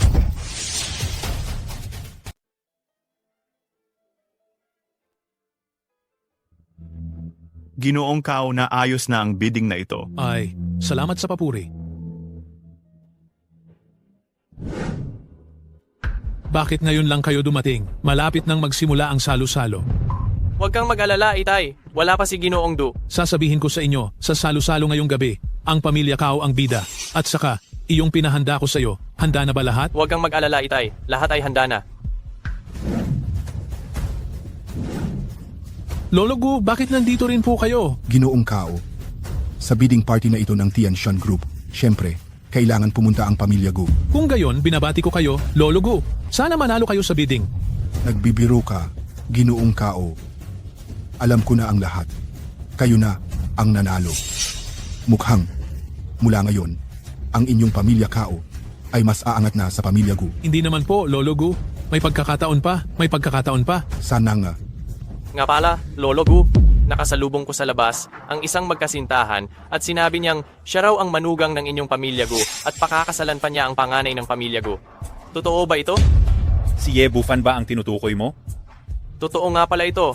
Kung kumalat ito na ang pangunahing balita sa Dongnan City. Kami sa Gu family ay hindi kailanman kinilala si Ye Bufan. Ano ang karapatan niyang mapangasawa ang isang tao mula sa Gu family? Akala ko in-announce na, naghahanda na akong magbigay ng regalo. Talagang nakapasok itong walang kwentang to. Nandito pala kayong lahat. Ye Bufan, ano ang pinagsasabi mo sa labas? Kung maglalakas loob ka pang sirain ang reputasyon ng Gu family, baka lumpuhin kita. Ano ang sinira ko? Sinasabi ko lang sa kanila na siya ang aking kasintahan. Tumahimik ka. Ang mga salitang yan ay isang insulto sa Gu family. Narinig mo ba, Ye Bufan? Sa paningin ng ibang tao, isa ka lang basura. Wala ka pa bang kamalayan? Kaya pala napakayabang ng batang to kahapon, kaya pala sa likod nito, mayroong panganay na binibini ng Gu family na sumusuporta sa kanya. Pero, hindi ba mali ang ginawa mong plano? Ang aming Cao family, hindi basta-basta matatalo ng isang panganay na binibini ng Gu family, hindi ba? Ye Bufan, talaga bang ikaw ay nagpapalamon hanggang kamatayan? Ngayon, gusto mo na namang humanap ng babae na magiging sandigan mo? Wala ka man lang bang kadating-dating bilang lalaki? Sinasabi mo bang nagpapalamon ako sa kanya? Kung hindi, ano? Ang pamilya Gu ay hindi kailanman pumayag sa inyong kasal. Ye Bufan ang pakain ng pamilya Gu. Sa tingin ko ay hindi mo makakain. Tingnan natin. Kahapon, pumayag si Matandang Gu na kung magagawa kong manalo sa bidding ang pamilya Gu ngayon, ay papayagan niya ang kasal namin. Ye Bufan, anong sinasabi mo? Tutulungan mo ang pamilya Gu na manalo sa bidding. May problema ba ang isip mo? Sa tingin mo ba sigurado na ang pamilya Cao? Anak, sasabihin ko sa iyo, siguradong sigurado na ang pamilya Cao. Itong seremonya ngayon ay formalidad lang. Pagkatapos ng araw na ito, makukuha na ng pamilya Kao ang proyekto na may bilyong halaga at kami na ang magiging pamilya Nom. Juan sa Timog Silangan. Alam mo ba? Ano naman ang alam ng taong walang kwenta na ito? Bakit ka nakakasigurong ang pamilya Kao ang mananalo? Isa ka talagang tanga. Kung ganoon, magpustahan tayo. Kung hindi makuha ng pamilya Kao ang proyekto, handa akong lumuhod at pumukpok ng 3,000 beses. Sige. Ako rin, makikipagpustahan sa iyo. Kung mananalo kayo sa bidding, luluhod ako at puputok ng 8,000 beses. Sige. Naririnig ninyo lahat ha? Siya mismo ang nagsabi niyan. Magsilbi kayong saksi, ha? Hindi ka na makakaiwas sa pagluhod mamaya. Tandaan mo ang sinabi mo. Ye Bufan, dapat tumahimik ka na. Pinagaling mo ang sakit ko. May kaunti pa akong paghanga sa iyo. Huwag mong hayaang mawala ang kaunting paghanga na iyan ng paunti-unti. Ginoong Gu, ano ang sinasabi mo? Pinagaling niya ang sakit mo? Matagal na kaming magkakilala at kalalabas lang niya sa kulungan. Paano hindi ko alam na marunong pala siyang manggamot ng may sakit? Marami pang bagay na hindi mo alam. Bufan, tumigil ka na sa pagsasalita. Baka maliitin ka nilang lahat. Bakit ko kailangan silang maging mataas ang tingin sa akin? Alam mo ba kung sino ang mga taong ito? Hindi mo kayang kalabanin ang bawat isa sa kanila. Hindi lang itong mga alagad. Kahit pa ang presidente ng Tianshun Group, si Du Jicheng, si Southeast King Du Bingkun, kailangan pa rin yumuko sa akin. Anong sabi mo? Si Presidente Du at Kuya Kun ay yumuyo ko sa iyo? Nananaginip ka ba habang gising dito? Naglakas loob kang insultuhin si Presidente Du at Kuya Kun? Baka isa kang walang alam o baliw. Lubhang ka walang katwiran. Una, sinabi mong ikaw ay isang modernong medical sage, ang personal na disipulo ng pinuno ng Bailu Hall. Tapos sinabi mo na pag-aari mo ang Tianshun Group na may bilyon-bilyong halaga. Ngayon naman ay sinasabi mong ang nakatatandang miyembro ng Dragon Hall, si Southeast King Du Bingkun, ay yumuyuko sa iyo. Alam mo ba na ang tanging makakapagpayuko kay Kuya Kun ay ang Hall Master lamang? Ang 3 taong ito ay mga superior na eksperto.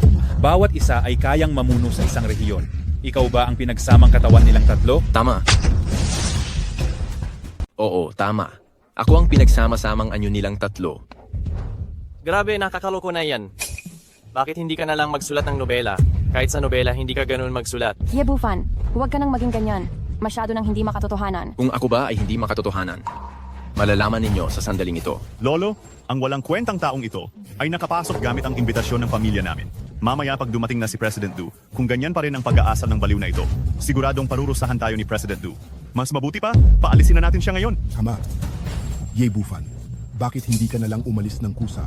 Huwag ka nang gumawa ng kahihiyan para sa sarili mo. Ang Presidente ng Tianshan Group, si President Du, ay dumating. President Du, bumabati po ako sa inyo. Anong ingay yan? President Du, may pumasok na isang langaw dito. Naghahanda akong paalisin siya. Sino ang tinatawag mong langaw? Siya.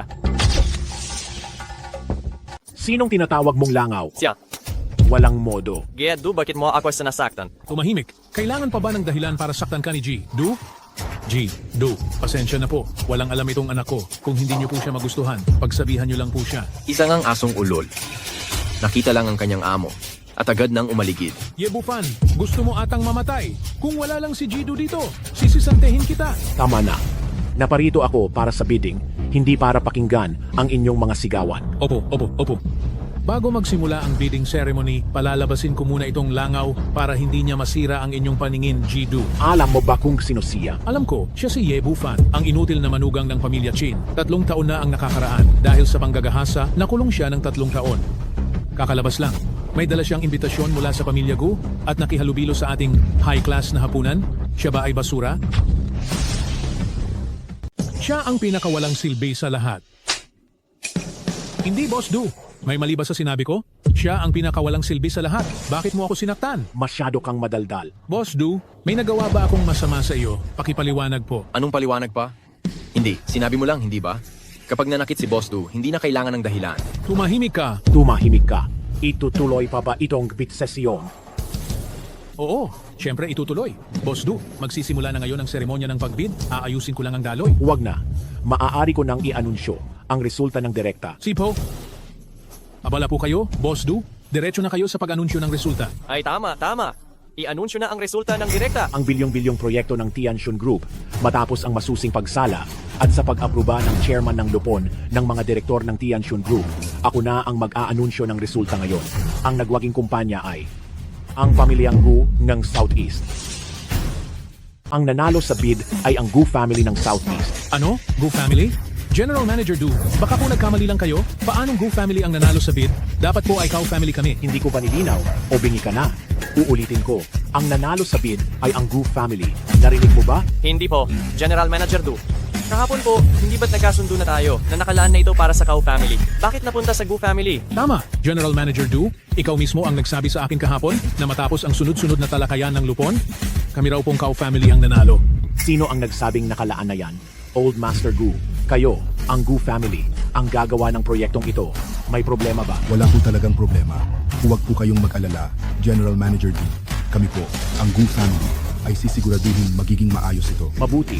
Bukas, magpadala kayo ng tao sa kumpanya ko para pumirma ng kontrata. Opo. Sandali, General Manager Du, may nagawa po bang mali ang Cow family namin?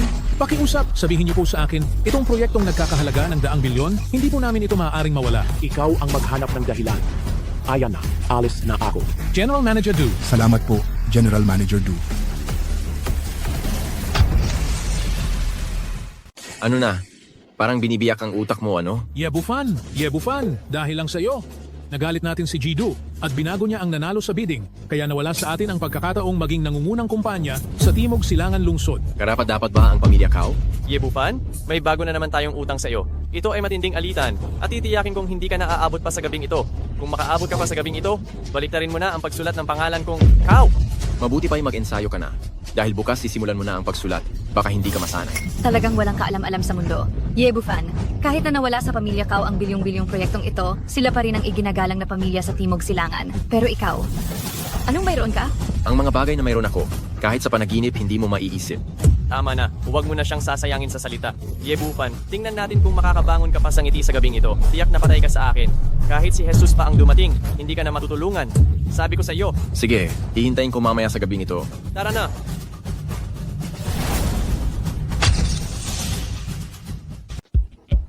Nagtagumpay talaga ang pamilya Gu sa bidding? Ikaw talaga ang gumawa nito? Siyempre naman. Ginagawa ko ang sinasabi ko. Wala kang ginawa. Malinaw na ito ay isang purong swerte. Nagkataon lang na tama ang hula mo. Purong swerte na naman? Sabihin mo sa akin, bakit napakaraming patay na daga ang napuntahan ko bilang isang bulag na pusa? Talaga namang ganon. Ikaw pa talaga para mapabago mo ang Tianxun Group sa pinili nilang tao. Pero ano ang resulta? Hindi ba nila ito binago? Siguro ang pamilya Cow ay nakagalit si Boss Du sa ilang pagkakataon, kaya ikaw ang nagkataon. Nagkataon? Dahil lang sa nagkataon, para makakuha ang inyong pamilya Gu ng proyekto na nagkakahalaga ng 100 bilyon, sasabihin mo pa rin sa akin na nagkataon lang iyon? Nagkataon ay nagkataon. Kahit patayin mo pa ako, hindi pa rin ako maniniwala na kaya mong baguhin ang pinili ng Tianxun Group. Tama na. Hindi ako makikipagtalo sa mga taong walang utak. Yung napagkasunduan natin dati, na kung matutulungan ko ang inyong pamilya Gu sa kontrata. Papakasalan ko si Fei, kailan tayo magpapakasal? Hinding-hindi. Ikaw ay isang basura. Ang akala mo ba ay papayagan ka naming pakasalan ang pamilya Gu? Ni sa panaginip hindi mo dapat isipin iyan. Ikaw? Kayo ang pumayag sa akin noong una. At ngayon, ayaw nang aminin. Ganoon ba? Lolo Gu, magsalita ka naman. Pumayag ako na kapag natulungan mo ang pamilya Gu na manalo sa bidding, papayag kaming pamilya Gu na ipakasal si Yifei sa iyo. Nanalo na sa bidding ang pamilya Gu, pero paano mo mapapatunayan na ikaw ang tumulong? Kung hindi ako, sino pa? Kahit sino, wag lang ikaw. Hindi. Ang mga bagay na napagkasunduan, bakit niyo babawiin? Nanalo na nga tayo sa bidding, bakit mo pa siya pahihirapan? Yifei Gu, pwede ka bang maging mahinhin ng kaunti? Gusto mo talagang magpakasal sa isang rapist? Nakakuha kami ng malaking kontrata sa pamilya. Gu, magpapakasal ka ngayon sa isang rapist. Sa tingin mo ba ay tama iyon? Bukod pa rito, hindi mo ba narinig ang sinabi ni Ginoong Cow kanina? Hindi na siya aabot mamayang gabi? Gusto mo bang magpakasal sa isang multo? Tama na. Ang bawiin ng pangako ay bawiin ng pangako. Bakit ang dami pang sinasabi? Pupunta kayo sa grupo ng Tianxing bukas para pumirma ng kontrata. Gusto kong itanong kung sino ang planong ipadala. May kinalaman ba yan sa'yo? Siyempre, ako at ang tatay ko ang pupunta. Mahusay. Titingnan ko kung anong kakayahan ang gagamitin nyo para pirmahan ang kontratang ito bukas. Gu Yifei, umalis na tayo. Gu Yifei, subukan mo lang sumama sa walang kuwentang iyan. Alas ako. Gu Yifei, huwag ka nang bumalik kung may lakas ka ng loob.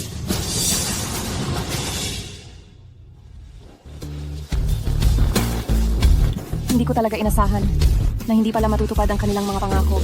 Ah, tama. May itatanong ako sa iyo. Pumayag kang magpakasal sa akin dahil lang ba sa isang pangako? Bakit mo iyan itinatanong? Sagutin mo muna ako. Noon, oo, pero ngayon, hindi na. Ngayon, puso't kalooban kong nais magpakasal sa iyo. Alam ko na. Bukas, wawakasan ko na ang kaguluhan ito. Sumama ka sa akin ngayon, dadalhin kita sa isang ligtas na lugar. Bagit? Sinabi ni Ginoong Kao, tatapusin niya raw ang buhay mo ngayon. Dadalhin kita sa isang ligtas na lugar para wala siyang magawa sa iyo. Sobra mo siyang pinahahalagahan. Hindi ko naman siya iniintindi. Para sa akin, para lang siyang itlog na bumangga sa bato. Huwag ka nang magmatigas. Si Kao Gongzi ay kilalang kilala sa pagiging walang puso at malakas ang kanyang impluwensiya sa Dongnan. Sinabi niyang kukunin niya ang buhay mo ngayon at may 80% posibilidad na magawa niya ito. Kung may 80% siyang posibilidad, ako naman ay may 100%. Hindi niya ako magagalaw. Bukan para sa ikabubuti mo ito. Manalig ka sa akin. Kung naniniwala ka sa akin, manatili ka lang sa tabi ko. Sinisiguro ko sa iyo na hindi ka niya magagalaw. Bakit ka ba napakatigas ng ulo? Sabihin mo lang, naniniwala ka ba sa akin o hindi?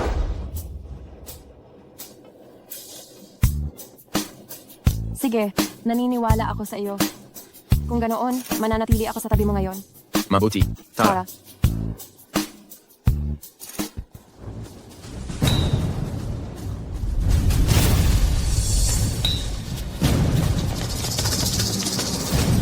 Paulit-ulit akong ininsulto ni Yebupan. At ngayon, dahil sa kanya, ang Kao family ay nawalan ng proyektong nagkakahalaga ng daan-daang bilyon. Kailangan siyang mamatay. Ipapahayag ko ngayon, sino man ang makapatay sa kanya, gantimpalaan ko ng 10 milyong piso at dagdagan pa ng isang bila. Naiintindihan ba ninyo? Naintindihan. Si atakehin siya. Ziga. Ang tapang mo. Kumain dito sa ganitong klase ng lugar. Ang mga tauhan ni Ginoong Kao ay maaaring makahanap sa iyo anumang oras.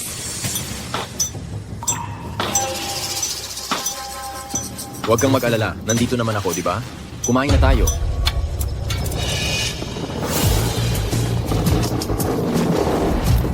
Uy, ang ganda ng babae, ha? Ano bang gusto ninyong gawin? Anong gusto naming gawin? Malamang, makipagkaibigan lang. Tama na. Huwag ka nang umarte. Pinapunta kayo rito ni Kao, tama? Magkano ang binigay niya sa inyo? Bata, dahil alam mo na ang lahat, hindi ko na kailangang magsayang pa ng laway. Sabihin mo, paano mo gustong mamatay? Pero, hindi ganoon kadali kitain ang perang ito. Ang yabang mo, bata ka ah. Ang pangalan naming 5 ay sapat na para ikamatay mo sa takot. Narinig mo na ba ang 5 tigre ng Timog Silangan? Kapag naglakas loob kayong gumawa ng gulo, tatawag ako ng pulis. Gusto ba ninyong isa-isa o sabay-sabay kayong susugod? Hindi na ako magpapaligoy-ligoy pa. Sige, halika. Halika.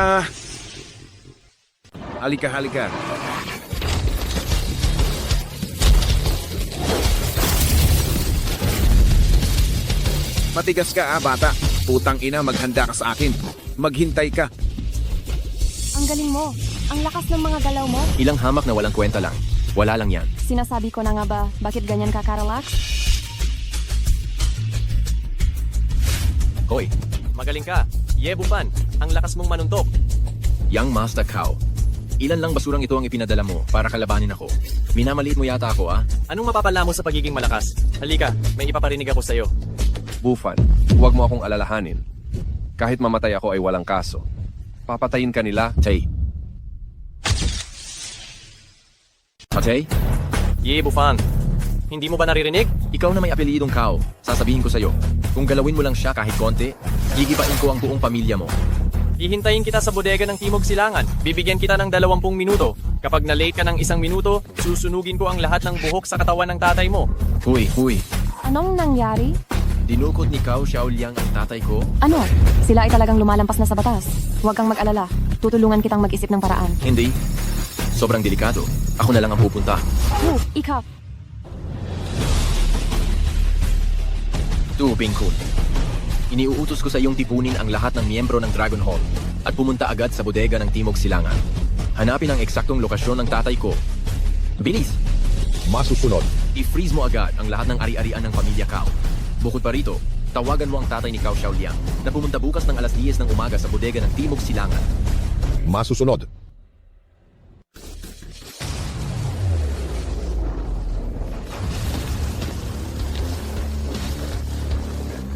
Sinasabi ko sa iyo, ang anak ko ay ang pinuno ng Dragon Hall, hindi kanya palalampasin.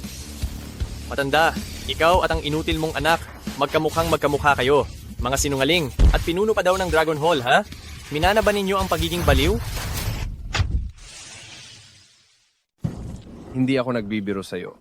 Maging si Boss Kun ng Timog Silangan na si Dubing Kun ay lumuhod sa harap ng anak ko. Pakawalan mo ako ngayon at may pag-asa ka pa. Kung hindi, masisira ang buhay mo. Anong sinasabi mo? Si boss ko na lumuhod sa harap ng anak niya? Malala na ang sakit mo, ha? Matanda, kung ganyan ka kayabang, bakit kailangan pa ring maging manugang ang anak mo sa pamilya Kin? Bakit siya nahuli at ikinulong bilang isang rapist? Ang anak ko ay tiyak na biktima ng hindi pagkakaintindihan. Sasabihin ko sa iyo, kung hindi mo ako pakakawalan, malaking gulo ang kahihinatnan. Bakit ang yabang mo, ha? Nangangahas ka pang takutin ako? Dahil lang sa iyo o sa walang kwentang anak mo, ha? Sasabihin ko sa iyo, matanda, malapit nang dumating ang anak mo, tingnan natin kung paano ko siya pagbabayarin. Dahil nandito ka, tiyak na mamamatay siya ngayon. Naiintindihan mo ba? Kayong mga hayop, hindi kayo mamamatay ng mapayapa. Pumasok! Ikulong ninyo ang matandang ito sa lihim na silid. Pagdating ng anak niya, paglalaruan ko siya ng husto. Opo, dalhin siya.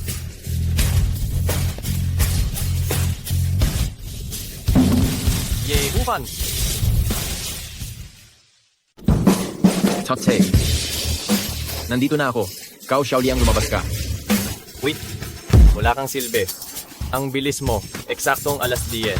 Hindi ko inasahan na isa ka palang masunuring anak, ha? Nasaan ang tatay ko? Ang tatay mo? Ang tatay mo ay nasa isang napakaligtas na lugar ngayon, nagsasaya sa buhay. Hala, bata, naalala ko, hindi ba magaling ka sa pakikipaglaban? Tayo lang dalawa ngayon, ano, subukan natin? Alam mo ba? Lahat ng ginagawa mo ngayon ay magiging dahilan ng pagkakawasak ng inyong pamilya, Kau? Yan na naman ang mga salitang iyan. Yan na naman ang mga salitang iyan. Sawa na akong marinig. Ikaw, bata, maliban sa dalawang simpleng galaw ng martial arts, ano pa ang alam mo? Ang mga bagay na alam ko ay makakapagpabuhay sa iyo sa impyerno habang buhay. Haha, hindi ko alam ang mangyayari sa hinaharap, pero alam ko ang mangyayari ngayon dahil may magandang palabas. Bibigyan kita ng isa pang pagkakataon. Pakawalan mo agad ang tatay ko at hindi magiging masama ang kamatayan mo. Ang galing mong umarte, ang galing mong umarte, ang galing mong magkunwari, ha? Naalala mo, sinabi ko sa iyo, hindi ka na aabot bukas ng gabi, akala mo nagbibiro ako sa iyo? Sasabihin ko ulit, pakawalan mo ang tatay ko. Maaari. Kung gayon, ganito ang gawin mo. Subukan mong paglaruan ako, paglaruan mo lang ako, at saka ako pakakawalan ang tatay mo. Ano sa tingin mo? Paano mo ako gustong paglaruan? Paano kita paglalaruan? Siyempre, dahan-dahan nating paglalaruan. Lumuhod ka muna para makita ko ang iyong sinseridad. Gusto mong lumuhod ako sa harapan mo? Karapat-dapat ka ba? Karapat-dapat ba ako? Yebupan, hindi mo ba naisip ng mabuti ang sitwasyon mo ngayon? Ang tatay mo ay nasa kamay ko. Kapag sinabi kong putulin niya ang braso niya, puputulin niya. Kapag sinabi kong putulin niya ang paa niya, puputulin niya. Ngayon, nasa kamay mo ang buhay ng tatay mo. Ang pagluhod kong ito, magdudulot ng matinding pagbabago sa buong pamilyang Kau. Huwag ka nang magpadami ng salita. Luluhod ka ba o hindi? Luluhod.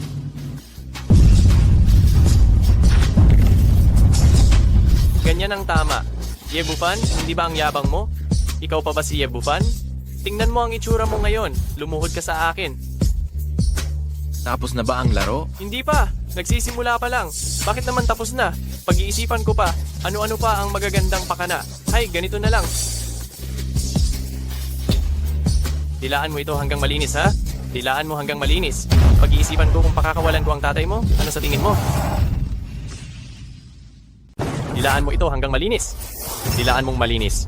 At saka ko pag-iisipan kung pakakawalan ko ang tatay mo. Ano sa tingin mo? Anong tinitingin-tingin mo? Didilaan mo ba o hindi?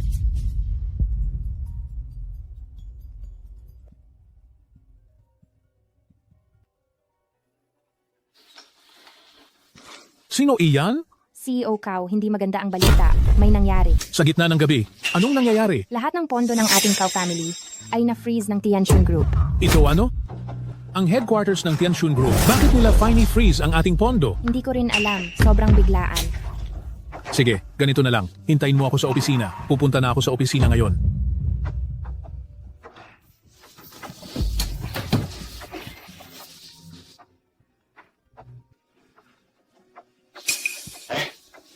CEO Du, saktong-sakto at tatawagan sana kita. Sasabihin ko sana na ito. May matindi kang problema. Ito! Ang pag-freeze sa pondo ng iyong Kao family ay simula pa lang. Ano ang ibig mong sabihin? Gusto mong malaman kung ano ang ibig sabihin? Pumunta ka agad sa Southeast Warehouse at tingnan mo ang mahal mong anak kung anong ginagawa niya.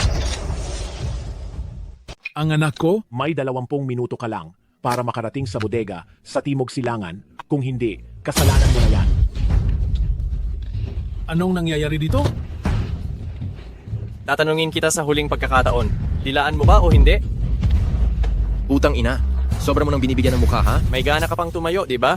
Maniniwala ka ba? Kung sasabihin kong puputulin ko na ngayon din ang isang daliri ng tatay mo, maniniwala ka ba? Kapag ginalaw mo ang isang daliri niya, 10 daliri mo naman ang gagalawin ko. Sige, Yebufan, subukan natin. Kao Xiaoliang, anong ginagawa mo rito? Tay, bakit kayo nandito? Sinasaway ko lang si Yebufan. Sinabi ko na gusto ko siyang guluhin ngayon. Sinaway mo lang ang walang kwentang yan. At wala ka ng ibang ginawa, di ba? Itinali ko rin ang tatay niya, pero wala na akong ibang ginawa. Nakapagtataka. Bakit eh?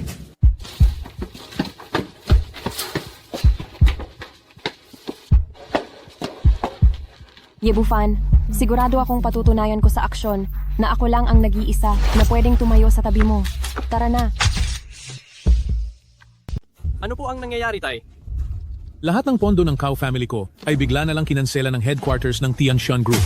At saka, biglang tumawag sa akin si General Manager Du para pumunta rito dahil sinabi niya na narito ka. Hindi ko alam kung ano ang ibig sabihin nito. Paano nalaman ni Du Zicheng na nandito ako? Sabi ko na sa inyo, para kayong mga bobo. Hindi lang alam ni Du Zicheng na nandito kayo. Alam din niyang nandito ako. Manahimik ka. May karapatan ka bang magsalita? Ikaw, bakit lahat ng mga malalaking tao ay sinasabit mo? Sinasabi ko sa iyo, kahit anong mangyari sa Kao family namin ngayon, ikaw ang mapapahamak. Tama! Ang walang kwentang taong ito ang dahilan ng lahat. Huwag na muna nating isipin ang tungkol sa pondo. Unahin muna nating itong walisin ang walang kwentang ito. Sige, bata, papakawalan ko ang tatay mo, maaari iyon. Kung ganoon, tumalon ka mula sa bubong na ito at malilinis na natin ang ating mga utang. Kayong dalawa, talagang ayaw ninyong maniwala hanggat hindi pa huli ang lahat. Bibigyan kita ng 10 segundo para mag-isip. 10, 9. Ano ang ginagawa ninyo? Anong ginagawa ninyo? Jinongdu, bakit kayo nandito? Sabihin niyo sa akin, ano ba talaga ang ginagawa ninyo? Inaayos ko lang itong walang kwentang bata. Pero Ginoongdu, bakit biglang na-freeze ang pondo ng pamilya Kao? Ang lalakas ng loob ninyo. Ano ba ang nangyayari? May ginawa ba kaming hindi maganda? At nakaaway namin kayo? Kung ako ang inaway ninyo, maiintindihan ko pa. Pero siya ang inaway ninyo. Siya? Anong meron sa kanya? Alam kong malinaw na malinaw kung sino siya. Isa lang siyang rapist na walang silbi. Idilat mo ang mga mata mo. Tingnan mong mabuti kung sino siya. Sino ba siya? Siya ang chairman ng board ng Tianjin Group. Siya ang may aktwal na kontrol sa Tianjin Group at may trilyong halaga ng ari-arian. Ano? Mata ng Ye. Junong Ye Sr. Nasaan na po kayo, Ginoong Ye Sr.? Hindi ba't wala lang siyang silbi? Kailan ba siya naging boss ng Tianshun? Baka nagkamali ka. Tama na.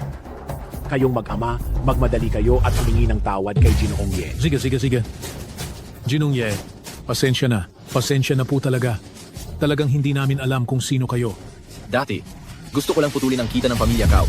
Pero siya, kinidnap niya ang tatay ko. Paano natin lulutasin ang bagay na ito? Ano? Napakalakas ng loob ninyo.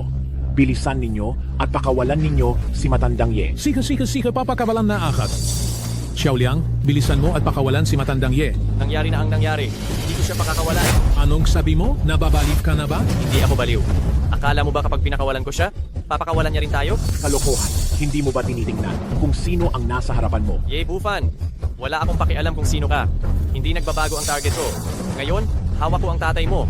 Kaya kailangan mo akong sundin. Sa tingin ko, gusto mo nang mamatay. Mahilig ka talagang manampal, ano? Balif. Kumuha kayo ng mga tao.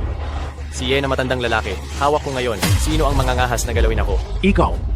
Iniisip mo ba na dahil nasa kamay mo ang aking ama, magagawa mo na ang gusto mo? Tama. Gagawin ko talaga ang gusto ko. Wala na akong pakialam sa anuman. Ang tatay mo ay nasa kamay ko ngayon. Kung ano ang ipapagawa ko sa iyo, dapat mong gawin. Kung hindi, ngayon na mismo ay gagawin kong magkasama kayong mapahamak at magulo ang lahat. Gusto mo ba akong patayin sa galit? Kao Xiaoliang, kung ipagpapatuloy mo ang kalokohang ito, ang pamilya Kao natin ay tuluyan ng matatapos. Mas mabuti pang matapos kaysa sa ngayon. Meron pa tayong pag-asa kung magsusumikap tayo ngayon. Hoy bata, hindi ba't mayaman ka? Hindi ba't mayroon kang trilyong ari-arian? Sige, ngayon maglipat ka sa akin ng 100 bilyon. Ngayon na mismo maglipat. 100 bilyon. Kaya mo ba yan tanggapin? Hindi mo na yan dapat problemahin. Maglipat ka na kaagad ng pera sa akin. Kung hindi, ngayon na mismo ay gagawin kong maghanda ka na lang para kunin ang bangkay niya.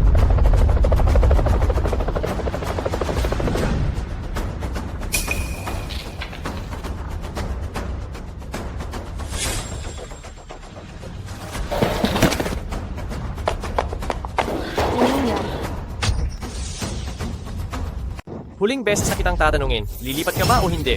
Sige, 100 bilyong piso, ililipat ko. Mabuti naman.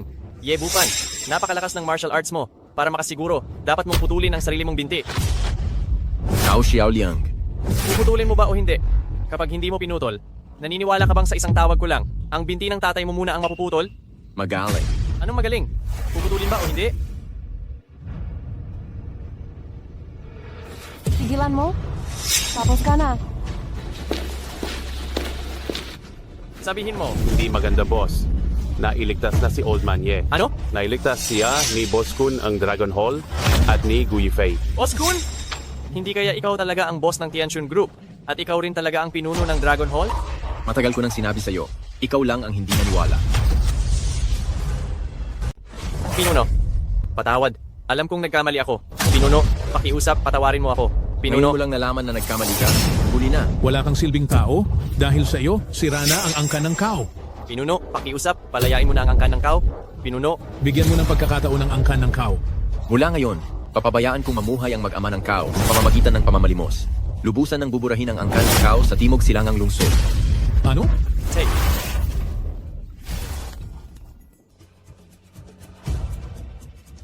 Tay. Tay, matapos mapirmahan ang bilyong-bilyong proyektong ito, ang pamilya Gu ang magiging pinakamataas na pamilya sa Timog Silangang Lungsod. Ngayon, hindi ba dapat nating isipin ang tungkol sa karapatan sa pagmana ng pamilya Gu?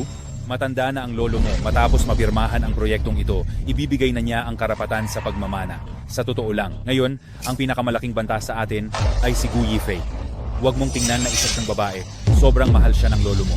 Kung gayon, dapat tayong mag-isip ng paraan. Paano natin aalisin ang salot na ito? Magandang araw. Ipinapatawag kayo ni Du. Tuloy po. Du, kumusta po kayo? Sino kayo? Kami po ay mula sa Gu family. Nandoon po kami kahapon sa bidding ceremony. Ipinapapunta ninyo kami para pirmahan ang kontrata tungkol sa 100 billion project na iyon. Nasaan si Gu Yifei ng Gu family? Bakit hindi siya dumating? Du, sa kasing laking proyekto nito, paano naman kami magpapadala ng isang babae lang dito? Ako ang general manager ng Gu family. At ito ang aking anak. Kami ang may ganap na autoridad na pumirma para sa Gu Group. Si Gu Yifei, isang bata lang iyon. Kung ganyan, kung gayon, maaari na kayong umuwi. Ano? Umuwi? Anong ibig mong sabihin? Ang Gu family ninyo, wala nang karapatang pumirma sa kontratang ito. Hindi. Du, kahapon ikaw ang nag-anunsyo na ang Gu family ang nanalo sa bid. Ipinapunta mo kami para pirmahan ang kontratang ito. Ganito iyon. Ang kontratang ito, kay Gu Yifei ko lang pipirmahan. Kaya bumalik na kayong dalawa. Bakit, Du? Mas magaling pa ba kami sa isang babae? Kailangan ko pa bang ulitin? Ang kontratang ito ay pipirmahan ko lang kay Gu Yifei. Kung hindi makukuha ng Gu family ninyo ang kontratang ito. Kailangan mo munang ipaalam sa amin kung bakit, hindi ba? Bukas ng alas 8 ng umaga, papuntahin mo si Gu Yifei dito. Iyon lang. Makakabalik na kayo. Mr. Du, ako. Gusto mo bang tawagin ko ang guwardiya? Kung gayon, bukas ipapapunta ko si Gu Yifei para pumirma. Hello, boss. Ang mag-ama ay pinaalis ko na.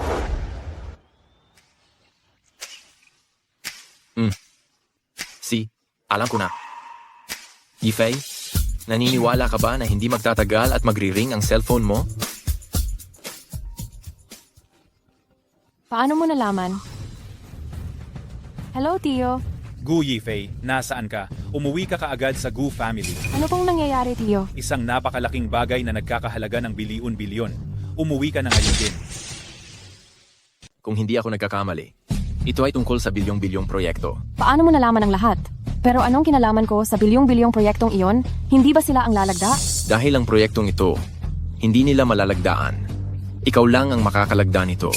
Bakit?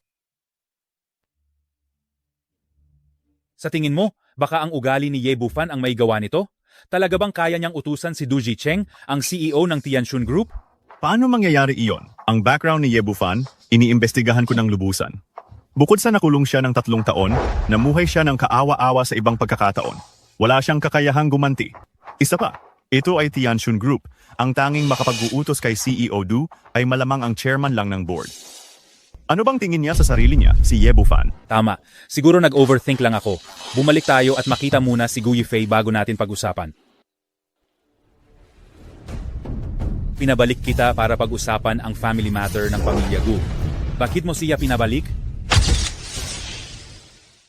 Ako ang fiancé ni Yifei, kaya natural lang na nandito ako. Walang hiya.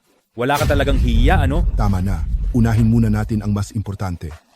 Ang kontrata para sa bilyong proyektong ito ni Yifei. Kailangan mo pa ring pumunta sa Tianxun Company para pirmahan. Bakit ako ang kailangang pumirma? Kapag sinabi naming pumirma ka? Ano pa ang dami mong tanong? Si President Du ng Tianxun Group ang nagpaliwanag. Sabi niya, ikaw talaga ang pinapupunta niya. Pinapupunta ako ni President Du? Sino ba ang nakakaalam kung ano ang relasyon ninyo sa likod ng lahat? Gu Xiaodong, anong ibig mong sabihin diyan? Ano man ang mangyari, pirmahan mo muna ang kontrata. Pirmanan lang naman ito ng isang kontrata. Madali lang ang pagpirma ng kontrata. Pero dahil kay Yifei pinapipirma ito, dapat lang na siya rin ang mamahala sa proyektong ito. Tumahimik ka.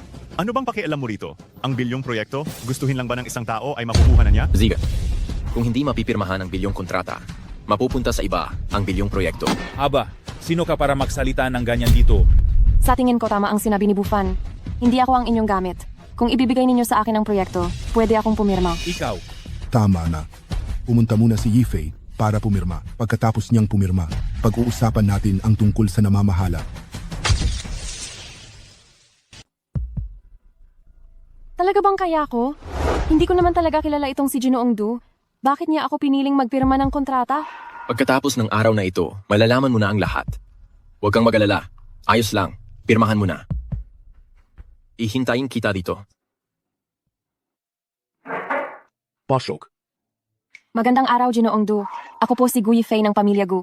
Ikaw pala si Binibining Gu. Halika, umupo ka, umupo ka. Salamat, Ginong Du. Walang anuman, Du na lang ang itawag mo sa akin. Ha?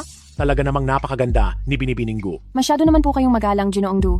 Ako po ay nandito ngayon para sa pagpirma ng kontrata para sa bilyong proyekto. Ito po ang draft ng kontrata. Pakitingnan na lang po. Nagtiwala ako sa pagkatao ni Binibining Gu at sa kaniyang dedikasyon sa trabaho. Ang kontratang ito, maaari ko na itong pirmahan agad. Baka gusto niyo pa ring tingnan. Sige, napirmahan na ang kontrata at agad itong magiging epektibo. Papasabi ko sa finance na ilipat agad ang pera. Mr. Du, ito. Bakit? May problema ba? Wala naman akong problema. Pero parang napakagaan naman ng pagpirma ng kontratang ito. Sana sa mga susunod na panahon, matulungan ako ni Miss Gu. Ha? Tapos na pirmahan. Tapos na, napakagaan. Ang gaan, halos hindi ako makapaniwala. Ang CEO Du na yon ay napakagalang sa akin. Pinapatawag pa niya akong Du lang. May galing din talaga si Du Jicheng na ito. Mas lalo akong naniniwala sa iyong pagkatao. Anong pagkatao ko? Posibleng isa kang taong may mataas na posisyon at napakayaman. Ngayon, ipapaalam ko sa iyo ang lahat. Tara na, umuwi na tayo. Pirmado na ang kontrata at naipasok na rin ang paunang bayad sa account ng The Gu family. Mabuti. Ngayon, wala nang pag-alinlangan. Ang The Gu family ay magiging premier family of the Southeast. Napakaganda. Naging bilyonaryong pamilya na rin tayo. Dahil napirmahan na ang kontrata, ilipat na sa kagyat ang proyekto kay Yifei. Ano ang binabalik mo? Maaari mo bang ipagkatiwala ang ganitong kalaking proyekto sa isang bata? Anong ibig mong sabihin? Babaliwalain mo na kami? Bakit ang dami mong sinasabi? Ngayon, tapos na ang pirmahan ng kontrata, wala na kayong kinalaman dito. Maaari na kayong umalis. Hindi ganyan ang sinabi nyo dati. Ngayon, ito ang sinasabi ko. Bakit? Haha, nakakatawa. Isang proyektong nagkakahalaga ng daan-daang bilyon, maaari ba itong ipagawa sa isang babae? Hindi ba't isa lang yung pagpirma ng kontrata? Ang kapal mo naman. Ako ang makapal? Ikaw yata ang makapal. Maghapon kang sumasama sa isang rapist, nagpapakalat ka, at napahiya mo ang buong pamilya ng Gu. Naglakas loob kang saktan ako. Walang hiya kang hayop ka. Ayaw mo na bang mabuhay? Naglakas loob kang magsalita laban sa babae ko. Deserve niyang mamatay. Talagang sobrang mapangahas. Ngayon sisiguraduhin kong hindi ka makakalabas ng pinto na ito. Depende yan kung may kakayahan ka. Lolo, para kanino pa talaga ang bilyong-bilyong proyektong ito? Sa iyo, isang babae, hindi talaga ito angkop gawin. Ibigay mo na lang sa kuya mo at makakapagpahinga ka na. Naririnig mo ba? Wala kang kinalaman sa proyektong ito. Hindi lang yan, napag-usapan na namin. Araw-araw kang kasama nitong manyakis. Dahil diyan, napapahiya ang pangalan ng Pamilya Gu. Simula ngayon, tinatanggal ka na sa Pamilya Gu. Wala ka ng anumang ugnayan sa Pamilya Gu. Gawin nyo ang gusto nyo. Anong sabi mo? Aalisin ako sa Pamilya Gu? Gu Yifei, kasalanan mo yan. Lolo, magsalita ka naman. Matanda na ako at nalilito. Ang Pamilya Gu ay pinamamahalaan na ngayon ng iyong tiyo. Kitang-kita ko na talaga. Ang pamilya nyo ay talagang mga ganid. At walang awa. Yay, Bufan! Sino ka ba sa tingin mo? Naglakas loob kang magbigay ng opinion dito sa Pamilya Gu at naglakas loob ka pa akong saktan? Sinasabi ko sa iyo, lumuhod ka at humingi ng tawad ngayon din. Kung hindi, huwag kang aalis sa bahay na ito ngayon. Gusto mong lumuhod ako at humingi ng tawad? Ang tapang mo. Du Jicheng, may 10 minuto ka para pumunta rito. Sa Pamilya Gu. Ako ito, paparating na agad. Nagsasaya ka pa rin diyan? Tinatawag mo pa si Boss Du? Sino ka ba talaga? Hindi ka naniniwala? Maghintay ka. Yi Bufan, sa tingin ko, kahabag-habag ang katangahan mo. Tawagan mo si Boss Du at papuntahin mo siya dito sa loob ng 10 minuto. Sa tingin ko, nabaliw ka na dahil sa pagkakakulong mo, di ba? Sino ang sinasabi mong nabaliw dahil sa pagkakakulong, ha? Boss Du, anong hangin ang nagdala sa iyo rito? Boss, hinahanap mo ako. Boss? Tinatawag mo siyang boss? Siya ang chairman ng board ng Tianxun Group at dagdag pa, siya si Ginoong Ye, ang hall master ng Dragon Hall. Ano? Talagang ito ang inasahan ko. Paano nangyari iyon?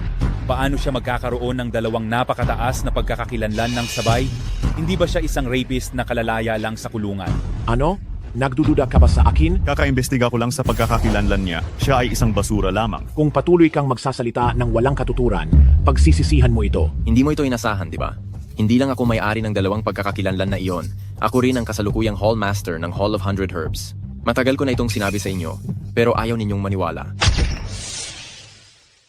Kung ganoon, pumapayag kaming ipakasal si Yifei sa iyo at ikaw na ang magiging manugang ng Pamilya Gu. Gusto kong pakasalan si Gu Yifei. Kailangan ko pa bang hingin ang pahintulot ninyo? Ngayon, oras na para pagbayaran ninyo ang utang ninyo sa akin. Paano mo gustong bayaran ito? Dahil napakawalang puso ninyo, sundin na lang natin ang sarili ninyong patakaran. Kayo, pareho kayong paalisin sa Pamilya Gu, sumama kayo sa mag-amang Pamilya Cao, at maglimos kayo sa kalye. Ye Bufan. Hindi, Ginoong Ye.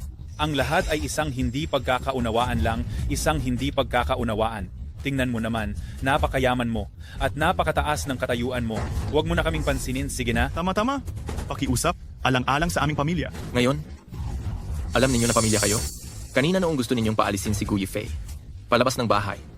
Bakit hindi ninyo sinabing pamilya kayo? Ye Bufan, alang-alang sa akin, kalimutan mo na ito. Matandang Gu, iginagalang ko kayo. Hahayaan ko kayong magretiro sa Pamilya Gu. Pero sila, hindi pwede. Kailangan nilang magpalimos sa kalye. Yifei, magsalita ka. Ako ang tiyuhin mo. Pamilya tayo. Sa tingin ko, tama si Bufan. Dahil kanina, hindi ninyo ako itinuring na pamilya. Wala rin akong dahilan para ituring kayong pamilya. Sige na, nakapagdesisyon na ako. Du Chicheng, ikaw na ang gumawa nito. Naiintindihan ko. Ipaubaya nyo na sa akin. Anong nangyayari? Hindi pa rin ba makontak si Cao Gongzi? Ang dami ko ng tinawag, pero hindi pa rin siya maabot. At saka, ang Pamilya Cao ay kinumpis ka na ngayon. Bakit bigla silang kinumpis ka? Paano ko malalaman? Baka si Ye Bufan ang may kagagawan. 3 araw na ang nakalipas. Sinabi niya na luluhod tayo at hihingi ng tawad. Itong si Ye Bufan, mas mabuting mag-ingat tayo. Isa siyang palaka. Kung hindi man sa makakagat, hahalik sa.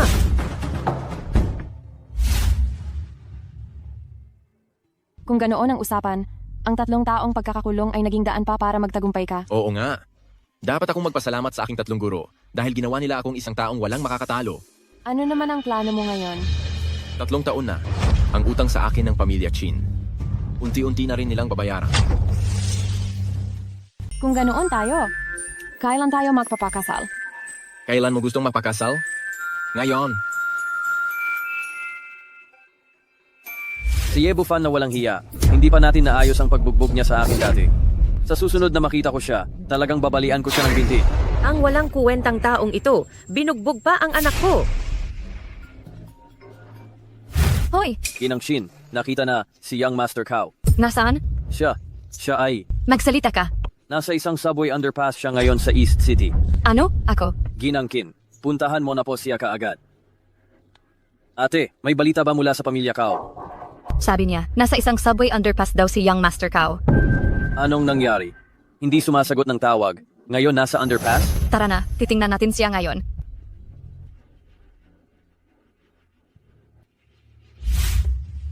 Say, sa tingin mo, ba? Magpapalimos na tayong dalawa habang buhay. Kasalanan mo ang lahat. Ikaw, na walang kuwentang anak. Napakadaming magagandang babae, pero hindi mo pinili. Pinilit mo pang pakasalan itong si Chin Ruoshue. At dahil dito, nagalit mo pa ang isang taong mas mataas sa libo-libo. Aray, sinira mo ang pamilya natin. Paano ko malalaman na malaking tao pala siya? Ang walang silbing iyon. Huwag mo nang bigkasin ang salitang walang silbi. Wizard! Ano nang gagawin natin ngayon? Ano pa nga ba ang magagawa natin? Wala na tayong tahanan. Pinalayas tayo ni Yebufan para mamalimos. Kung ikukumpara sa kakayahan niya, kapag hindi natin ginawa iyon, mawawala ang buhay natin. Ano ang magagawa? Ito ang lahat ng gulo na ginawa mo. Cow. Jinong Cow. Boss Cow? Kayo ba iyan? Chin Ruoshue, may lakas ka pa ng loob na pumunta rito. Ano ba talaga ang nangyayari? Anong klaseng bihis yan? Bakit kayo namamalimos dito? At Ang pamilya Chow, nagsasagawa ba kayo ang reality show? Chin Ruoshue, may mukha ka pa ring magpakita? Ikaw ang dahilan kung bakit kami nagkaganyan. Ano ba talaga ang nangyari sa inyo? Hindi ba maayos pa kayo noong isang araw? Bakit bigla kayong naging ganito? Hindi rin kayo makita at hindi matawagan? Ikakasal na tayo? Ano ba talagang problema ninyo? Kami, ang pamilya Cow, ay wala nang wala ngayon.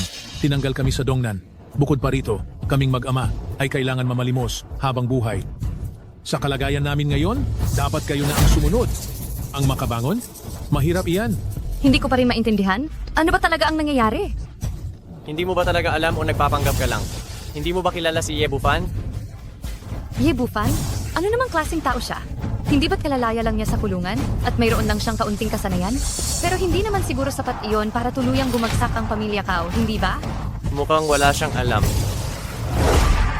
Ang gulo ninyo rito, ah? Yebufan. talaga namang binanggit si Cao Cao. At dumating si Cao Cao. Binigyan ko kayo ng 3 araw noon. Ngayon, tapos na ang 3 araw. Oras na para magbayad ng utang, hindi ba? Anong pagbabayad ng utang ang sinasabi mo? Ikaw na walang kwentang tao, puro ka lang nagpapanggap na mayaman araw-araw. Hindi ka ba napapagod? Paano ako nakulong 3 taon na ang nakalipas? At paano ninyo ako trinato pagkalabas ko? Sa tingin mo ba ang bagay na ito ay palalampasin mo? Binabanggit mo na naman ang 3 taon. Dapat lang na inaapi ka. Basura ka na manugang. Inaapi kita. At ano ngayon? Ang kalagayan nila ngayon, nakita nyo na, hindi ba? At kayo, magiging 10 beses na mas malala kaysa sa kanila. Ang ibig mong sabihin, ang kalunos-lunos na nangyari sa mag-ama ng pamilya Cow, ikaw ang may pakana? Tanungin mo siya. Kao, Ginoong Cow, ano sana ang sasabihin mo? Si Yebufan na basura, mayroon pa siyang ibang pagkatao? Hindi mo maisip kung sino siya, manahimik ka na lang. Paanong nangyari iyan?